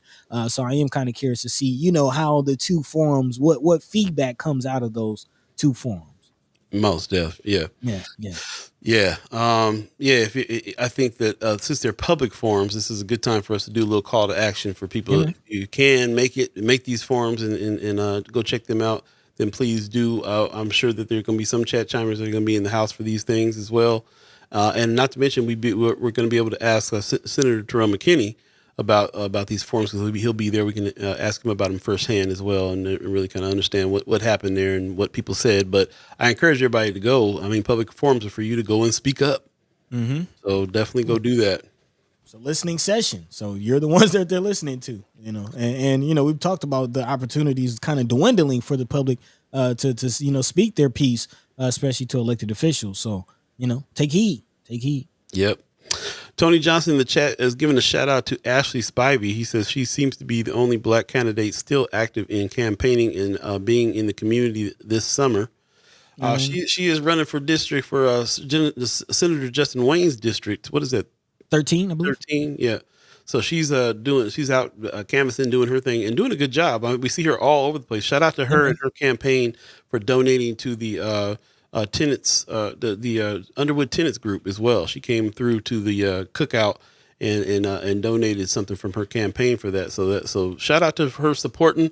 Always, we're gonna have her back on the show as well. We had if you missed some of those shows, you can go back to season 7 and check out some of the interviews we did with her. And also, we're gonna bring her on again to talk about it. But yeah, she's definitely being very vocal, campaigning right now, doing some things. We had Tony Vargas on last time too. Just speaking of candidates, he seems to be in the news now for kind of outpacing Bacon. So we'll see. There's something to kind of look out for. See if he's gonna win that race. But this is the election season. I will mention that too. Season 1B, even though the topic is journalism is activism, it's also going to be a ballot and the bullet situation too, because this is the time frame in which we're going to be at the polls again, and this is going to be a big one. So we definitely have to speak to some of these candidates. Let us know if there's any candidates out there that are representing your districts that you would like us to bring on, so that we can you can get to know them better, and we can all get to know them better. Which will be very important to do. And that's something that we're going to do this season as well. Another thing we're going to do this season, and like I said, we talked about this a little earlier today, but Brother Anthony Rogers Wright is bringing it up again. He's asking, brothers, can we please do a deep dive into Project 2025? We did an analysis at Black Alliance for Peace, and y'all, Project 2025 is not too different from Biden and the Dems policies. Yeah, you were saying that. We definitely we feel like there's no way that we're going to be able to get around it. We have to do it this year in lockstep with what's going on with the election, to be talking about Project 2025. This is exactly one of those types of things that First Guy Omaha can do a deep dive on like nobody else can. We can look at these things. We can talk about these things. We can talk about them over time, not just getting one little blast of what it is, but we can understand these things deeply by continuing. Definitely looking for an expert on the subject right now, somebody who's done some deep dive. Maybe he can work with you, Brother Wright, on some of this. He says, I would love to show y'all the breakdown. Okay, cool. He's saying it right there. Too many Dems are not being honest about Project 2025. Yeah, very interesting. Let us know. Right. If you've seen after the BET Awards, the interest in Project 2025 skyrocketed. Big thanks to Taraji P Henson for kind Man, of again ringing the alarm on that one on live at the BET Awards. And apparently the search engines saw that impact. The search for Project 2025 skyrocketed. So people are paying attention, and yeah, we'll definitely continue to have conversations about that. Cop City, all of it. I mean, it's really all connected, and that's really what we do here. I would say better than others as far as just putting all this in this proper context. So I'm definitely looking forward to again having that first sky moment, coming to that first level of understanding together, that level ground of understanding, so we can move and build. That's what it's all about. it is. Let's take a quick break. We'll come right back. Again, if you have any haps, let's go ahead and get those together so we can talk about them a little bit in the last half of the show. There's about 20 minutes left in the show. It's 8:40 right now. If you believe in the concept of time, stay tuned. We'll be right back. This is First Sky Omaha Radio, First Sky Omaha in the morning. In the morning. Jim Tim, Fred Knapp, going down. Be right back, y'all.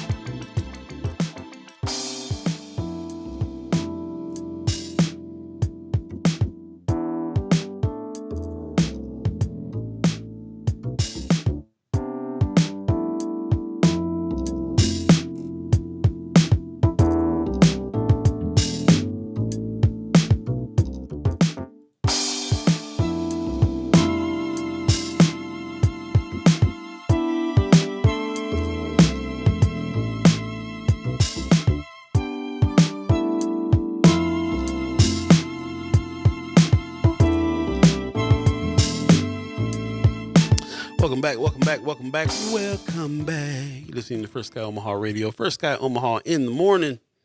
In the morning. Paul B, Buddi3 Da Gawd. Really appreciate everybody joining us and sticking around as well. Yeah, Really thanks. appreciate a second hour being more discussion, a little bit loose. I can talk about a few things, talk about what's on your mind, not just the stuff that are that's in Friends of First Sky Omaha or that's in the headlines, but this is a time for us to make our own news as well. What's going on in our neighborhoods that is important enough for us to bring up that should be headlines in places like Omaha World Herald and stuff like that. Let us know. Let us know what the headlines are. Meantime, between time, we got a few more things we wanted to talk about since we have the time. This is some stuff that's coming up, but he's going to drop on you that we'd love to hear your response for about as well. So definitely keep the conversation going. Buddy, what's next on the agenda? Yeah, still keeping an eye on development in the city. Again, a lot of changes, a lot of things happening, a lot of new edifices and structures popping up around around the city, and we're paying attention to it. And one of the biggest ones, of course, is this whole Tiff Alley, which is coming along with the streetcar, which we're now getting some ideas and more updates on exactly how that situation might be playing out. Oh, Yeah. This is something we got to talk about. We have to yeah. talk about it. The streetcar has definitely been a heavy topic of discussion here on First Sky Omaha, and it's going to be more discussion around that. I'm pretty sure some people waking up to some unhappy news as the word eminent domain making its way into the conversation. I knew This it. coming out of Nebraska Examiner. Omaha City Council gave the nod Tuesday to a measure that empowers the city to force acquisition of private property if necessary to build out the multi-million-dollar streetcar route. The city's public works director said, however, that the city does not see any need to use the often controversial power of eminent domain, but the option is not being ruled out. Bob Stube described the measure that passed 6-1 as a necessity ordinance that gives the city authority to negotiate the private owners for, in this case, smaller pieces of land that allows crew access to construct the streetcar system. The route is set to run between downtown and midtown Omaha, what we affectionately call Tiff Alley. He said the bulk would be parcels the city would need only temporarily. Appraisals will be done prior to any negotiations with any property owner. But again, this passed with a pretty wide margin. Again, 6-1. Under eminent domain, a local government has authority to take private property for public use, and owners are to be paid fair market value. Stubbs says we do not see a need to use the power of eminent domain saying this will not be taking of people's property. That's according to Councilman Brinker Harding. However, June 25th public hearing on the ordinance did not draw any speakers. At least one resident submitted a letter in opposition. But again, I'm pretty sure more and more people will definitely have something to say about this, and we'll definitely continue to keep our eyes on this whole situation as, again, we see the central corridor of Omaha have a facelift. Of course, we talked about Gene Leahy Mall, of course, the new Mutual of Omaha building, which I believe will now be the tallest building in Omaha when it's completed. And then, more and more business coming along that whole Dodge Street corridor, and really capping off on the 72nd and Dodge Street area, where we will have the new Central Library and whatever they're doing with the Crossroads situation. So again, a lot of changes happening in the heart of Omaha, and possibly more homes being lost. See, they were saying in the beginning it wasn't going to be like that, and I knew that here we go. Man, Here we go. I mean, kind of echoing the airport situation. They're saying they're not ruling it out. They're not saying they will use it, but they're not saying they won't either. So that gray area is not helping a lot of homeowners sleep any easier. And I can understand like why, if you're in the planning department, you're planning stuff for the city. It's not. I don't think they go into this thing thinking let's wipe out. It's not like back in the day when they wiped out the black neighborhood by sending a purposeful freeway through the situation. I think they're talking about the progress of the city, not necessarily trying to knock out a neighborhood on purpose. They said it's temporary, but I mean, and you gotta also, I mean, yeah. So anyway, and it's not like they don't offer something to the homeowners and the landowners first. That they give them an opportunity. Eminent domain comes when they stand up and they're just like, nah, I'm not selling. I'm not. You can't have it. And then they're like, well, then we'll just take it. Right. Make it enough.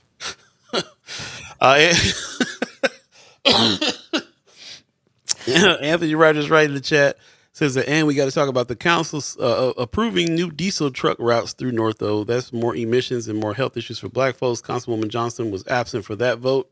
Yep. That's part of it too. Before season 7, before the break, we did talk about that article, those series of articles that were coming out talking about that truck route and what that was going to mean, and we had some good discussions on that. I'll see if I can tag which episodes had those discussions, but we did start that conversation back last season, and it is something to continue to speak on. Between the streetcar and these truck routes, North Omaha in the airport park, North Omaha is going a lot different real soon. Man, it's all happening around us. You know what I mean? So it's like, what voice, what say do we have in the situation? Not to mention the whole Inland Port Authority situation. So again, a lot of changes happening in Omaha, and we're trying to stay on top of them. But again, we want to make sure, most importantly, that we all have a voice, in the situation. Yeah. Most def. Again, I want to put out there for you, Chat Chimers and Ghost listeners, what are the topics and subjects that you think are most relevant? This is something that we're going to be looking at even further. Newsletter dropping soon so that we can kind of have discussions over email as well, so that we can talk about a few things. But we're constantly looking at that. When we think about the reason why we started doing the morning show over at Mind and Soul, and the reason why we do the morning show here with First Sky Omaha, one of the biggest reasons is because of that narrative. We don't want to always just be subject to just that master narrative that's out there about us, our neighborhoods, our area, and so on and so forth. We want to be able to tell our own news and tell our own stories about that and change the narrative. So what are our headlines? Think of us as a newspaper. What would the headlines be on the front page for us? We always want to put that question out to people who live in these neighborhoods, people that are subject to a lot of the things that we're talking about here, these evergreen topics we're talking about. And you, the chat chimers, especially the ones who've been active here and on Friends of First Sky Omaha, and Ghost listeners as well. Let us know what you think the headlines ought to be. Might be a question that we just put out with a poll or something like that every once in a while. What do you think the headlines ought to be this week? And see what you got, see what we're talking about. Anthony Rogers Wright is definitely saying that we need to be talking about Project 2025 and how it correlates to the Democrats. Again, I would love to talk to you about that. So maybe we can arrange you coming on the show. If you're not in Uzbekistan or somewhere, I don't know what, you just be traveling everywhere. So wherever you at now, planning indoor. I don't know where you at, but maybe you can come on through and we can talk about that. I also want to talk to another person that I think might be an expert on the subject of this that's been digging deep on this project 2025 as well. So it'd be good to talk to that person and find out what 2025 is. Talk to Brother Anthony Rogers Wright on how it shapes up as far as the Democrats are concerned. What's going on there? Uh, lots to talk about because we're in election season. That's really the bottom line here. Election season. We got some choices that need to be made. So we got some other things we need to keep looking at as well. Anthony Rogers says, as long as there's internet, I'll be available for y'all. I appreciate it. My brother. Appreciate it. I don't know if we got internet on the moon yet, but if hey, Whitey on the moon, so we'll see. right, he might be on the moon. Anthony Rogers Wright, he might be on the moon. Hey, there you go. As long as they got internet. So yeah, we'll have some more discussion. But yeah, this is definitely one of those things I think is going to be. We're adding evergreen topics all the time to the show, and that's gonna be one of them. Oh yeah. And I tell you what, another evergreen topic that we've been looking at is affordable housing.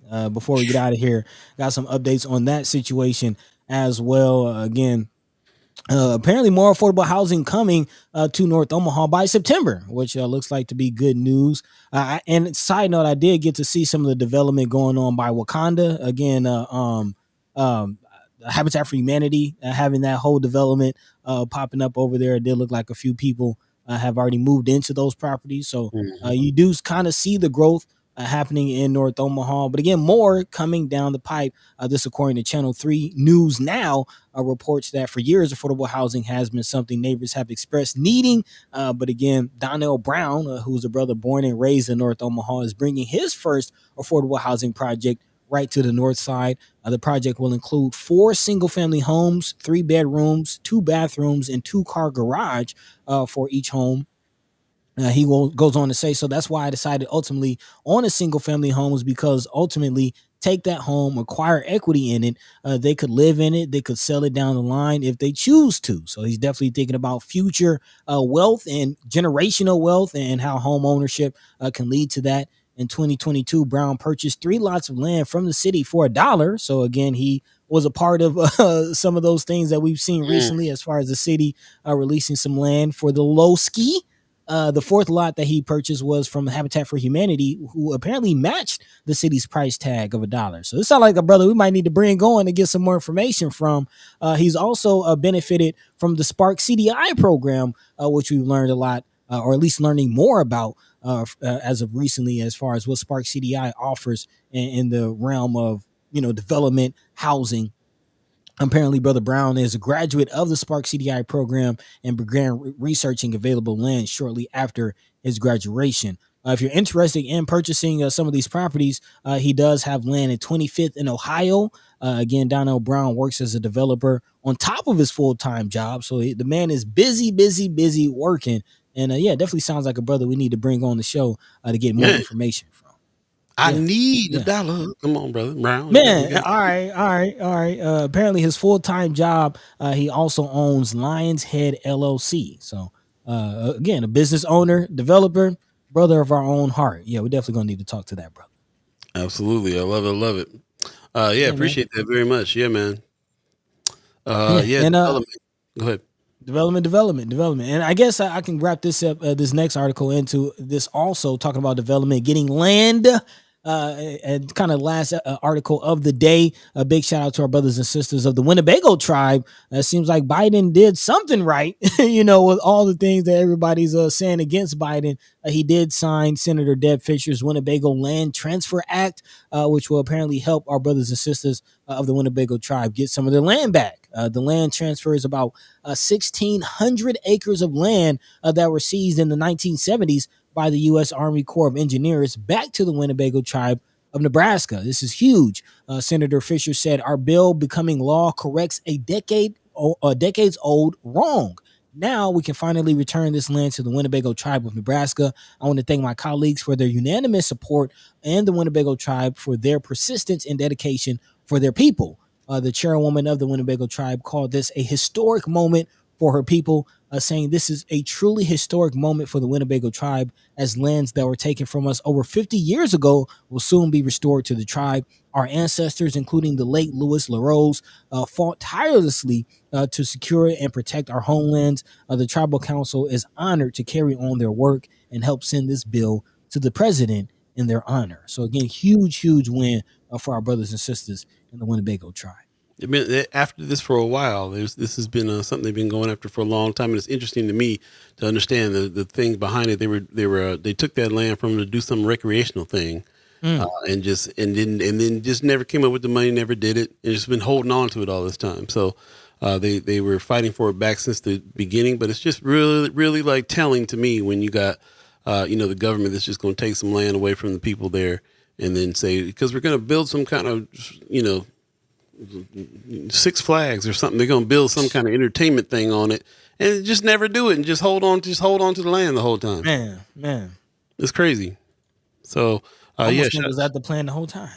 I mean, so so it's a very good question, but yeah, shout out to them for working. And I gotta say, man, the moves that they've been making as a tribe to bring in the funds to do stuff like fight this stuff. I'm sure they had lawyers and everything else trying to make it happen, and they found some success. And it just goes to show you, we have some other tribes around that need to incorporate and need to go ahead and make that move and turn into profitable tribes in order to do some of this kind of land back stuff. We can fight for the land back, ask for it, beg for it back, or we can buy it back, or we can sue for it back. What I'm saying? Like all the things. So that's what's up. Make it happen. Yep. But what a time to be alive, man. Just looking at America as a whole, just where we are as a society. Very interesting. Politically, things are shifting and changing. And even, our Native brothers and sisters kind of getting some reconciliation, not only with the Winnebago tribe, but heard as of recently, I don't want to misspeak what tribe it is, but there's supposed to be some tribal land in Oklahoma that's being reclaimed by some of the tribes. Actually, a large portion of the entire state of Oklahoma, including Tulsa, that's supposed to be going back to some of the native tribes down there. So again, a lot of things changing just with the political and social landscape of our country. What a time to be alive. Love it. Mama God in the chat says, I would love Senator Crockett, to address GOP 2025 versus Dem project. Okay, I'm writing the names down. People you think need to come on for sure. You familiar with Senator Jasmine Crockett? That's the bad built butch body senator. Sister out of Texas. She don't play. Yeah. She do not play. That's for sure. Yeah, that'd be great. That's a great idea. Talk about this. That's the kind of experts I'm looking for. Somebody who's on the front lines there, digging into what this thing means and already starting to fight it. And one thing I will say is that when I first heard about this stuff, it felt real scary. Except for then I started realizing, thing after thing was like, they've been doing this. Just put it on paper this time. Yeah, the threat is that they're gearing up to make things to turn things into. They got the Congress and stuff and having their back this time. So now they're ready. They're like, when Trump gets in, he wants to do all that wild stuff he said. We know that he can win now, so let's go ahead and gear up to get all the wild stuff ready for him to be able to do legally. Legally. Yeah. Congress getting in line, Supreme Court getting in line, states getting in line. Yeah, we're going to discuss it. Big time. Coming up on the 9:00 hour. Really appreciate everybody that stuck around with us to discuss things.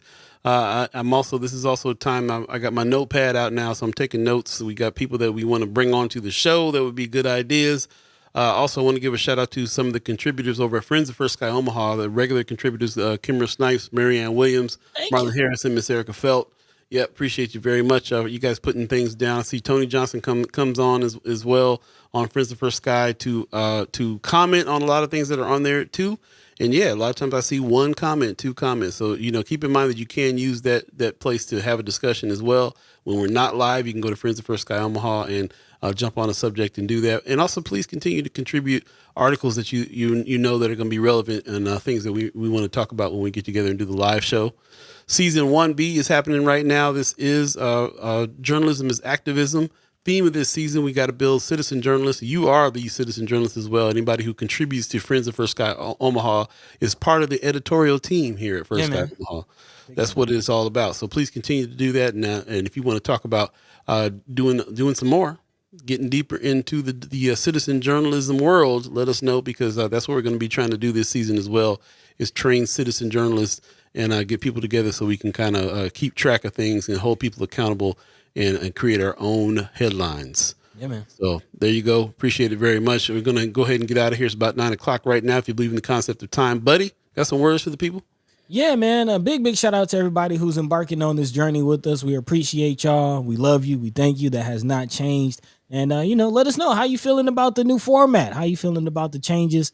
Are you getting more information from it? Or, just let us know how this is working, because the whole goal is to get the information to the people, to you, and let your voices be heard as well. So again, please allow us to continue to do that by supporting us. You can go to firstskyOmaha.com and hit that donate button if you'd like to support us that way. Or, if you want to just keep up with us, you can always go to YouTube, click that notification, click that bell so you can get notified when we come on live. Because as Paul mentioned, we will be doing some other content. We'll be doing some other things, releasing some other interviews and, doing things outside of just this here morning show. We're expanding, we're growing, and I'm looking forward to you coming with us. So we appreciate you. We love you.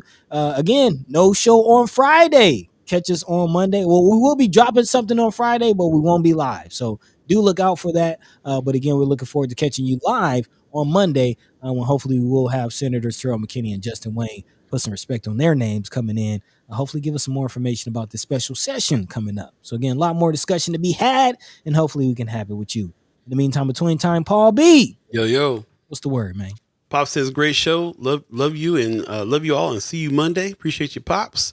Definitely check us out on what we're dropping on Friday as well. But yes, we will see you live on Monday, where we will be on at 6:50 for you chat chimers and friends and family of First Sky Omaha to give our hellos and how you doings for the first 10 minutes. And then a hard start with the news at 7 o'clock. So new format, and really appreciate everybody that's been giving us good feedback on the format so far. I've been getting a lot of good feedback, so I appreciate that very much. Thank you. Shout out to Anthony Rogers Wright. After Elon Musk goes ahead and puts that internet on the moon, then you'll be straight and come on through. Appreciate you hitting us up from anywhere you are in the world and everywhere else. And stay tuned. We got special guests coming up on Monday, like you said, the Senators, and also on Wednesday as well. Definitely are continuing on with that, and also some off-site interviews that we're going to do with some people too. We really got to spend some time to get to know these candidates and everybody else that's involved in some of these issues that we're talking about here, and we're going to try to spend more time out in the field getting that. With that said, we're going to go ahead and get out of here. We're going to give a shout out to Omaha Tribe Elders for allowing us to be on this land and speak while we're here. Shout out to our elders for allowing us to speak before you, and shout out to you, the chat chimers, allowing us to speak with you. Really appreciate the conversations that we have here and all your comments and contributions. Very much appreciated. Also, very much appreciate the ghost listeners who have been doing so much spreading of the word in order to kind of get out what it is that we're doing here. And have every time I meet you in the street, you let me know that we're doing the good work here. So we appreciate your support as well in a big way. And all of our supporters, all of our reoccurring $10 people, $25 people, $50 people, can't tell you enough. All the people that bought shirts at the cookout jam session. Appreciate that as well. QR code coming soon, so you can order shirts if you haven't gotten a chance to do that. Part of the proceeds going to the Underwood Tenant Group. Fight the towers. Fight the towers. So definitely appreciate everybody's help with that, and we'll continue to do those types of things. Kind of the precursor to what it is that we're going to do in order to also be an action group. Can't just be a discussion group. When you get through with the discussion, what you gonna do? When you get to the point where you understand thoroughly now what's happening, you have formed in your mind what it is that you're gonna act on. What you gonna do? What you gonna do? That's where we're at, and we appreciate you helping us get there as well. And we'll continue to do that here. In the meantime, between time, we will see you on live on Monday, but check us out on Friday. Definitely go to First Sky Omaha on Facebook and on YouTube for the latest drops on Friday, and sign up to send us your email address so you can sign up to the newsletter. The email address is firstsky@gmail.com. We will take those, gather those together, and also be speaking through the through the newsletter as well, which is kind of the best way. No algorithms when you go email box to email box. So stay tuned for that. Yeah. On that note, big shout out to everybody who signed up, for our email list at the cookout. We thank you. You. Got some emails. So again, if you're interested in doing that, just hit us up. Right on. Have a good one. Peace. By the way, Vanglorious, this is protected by the Red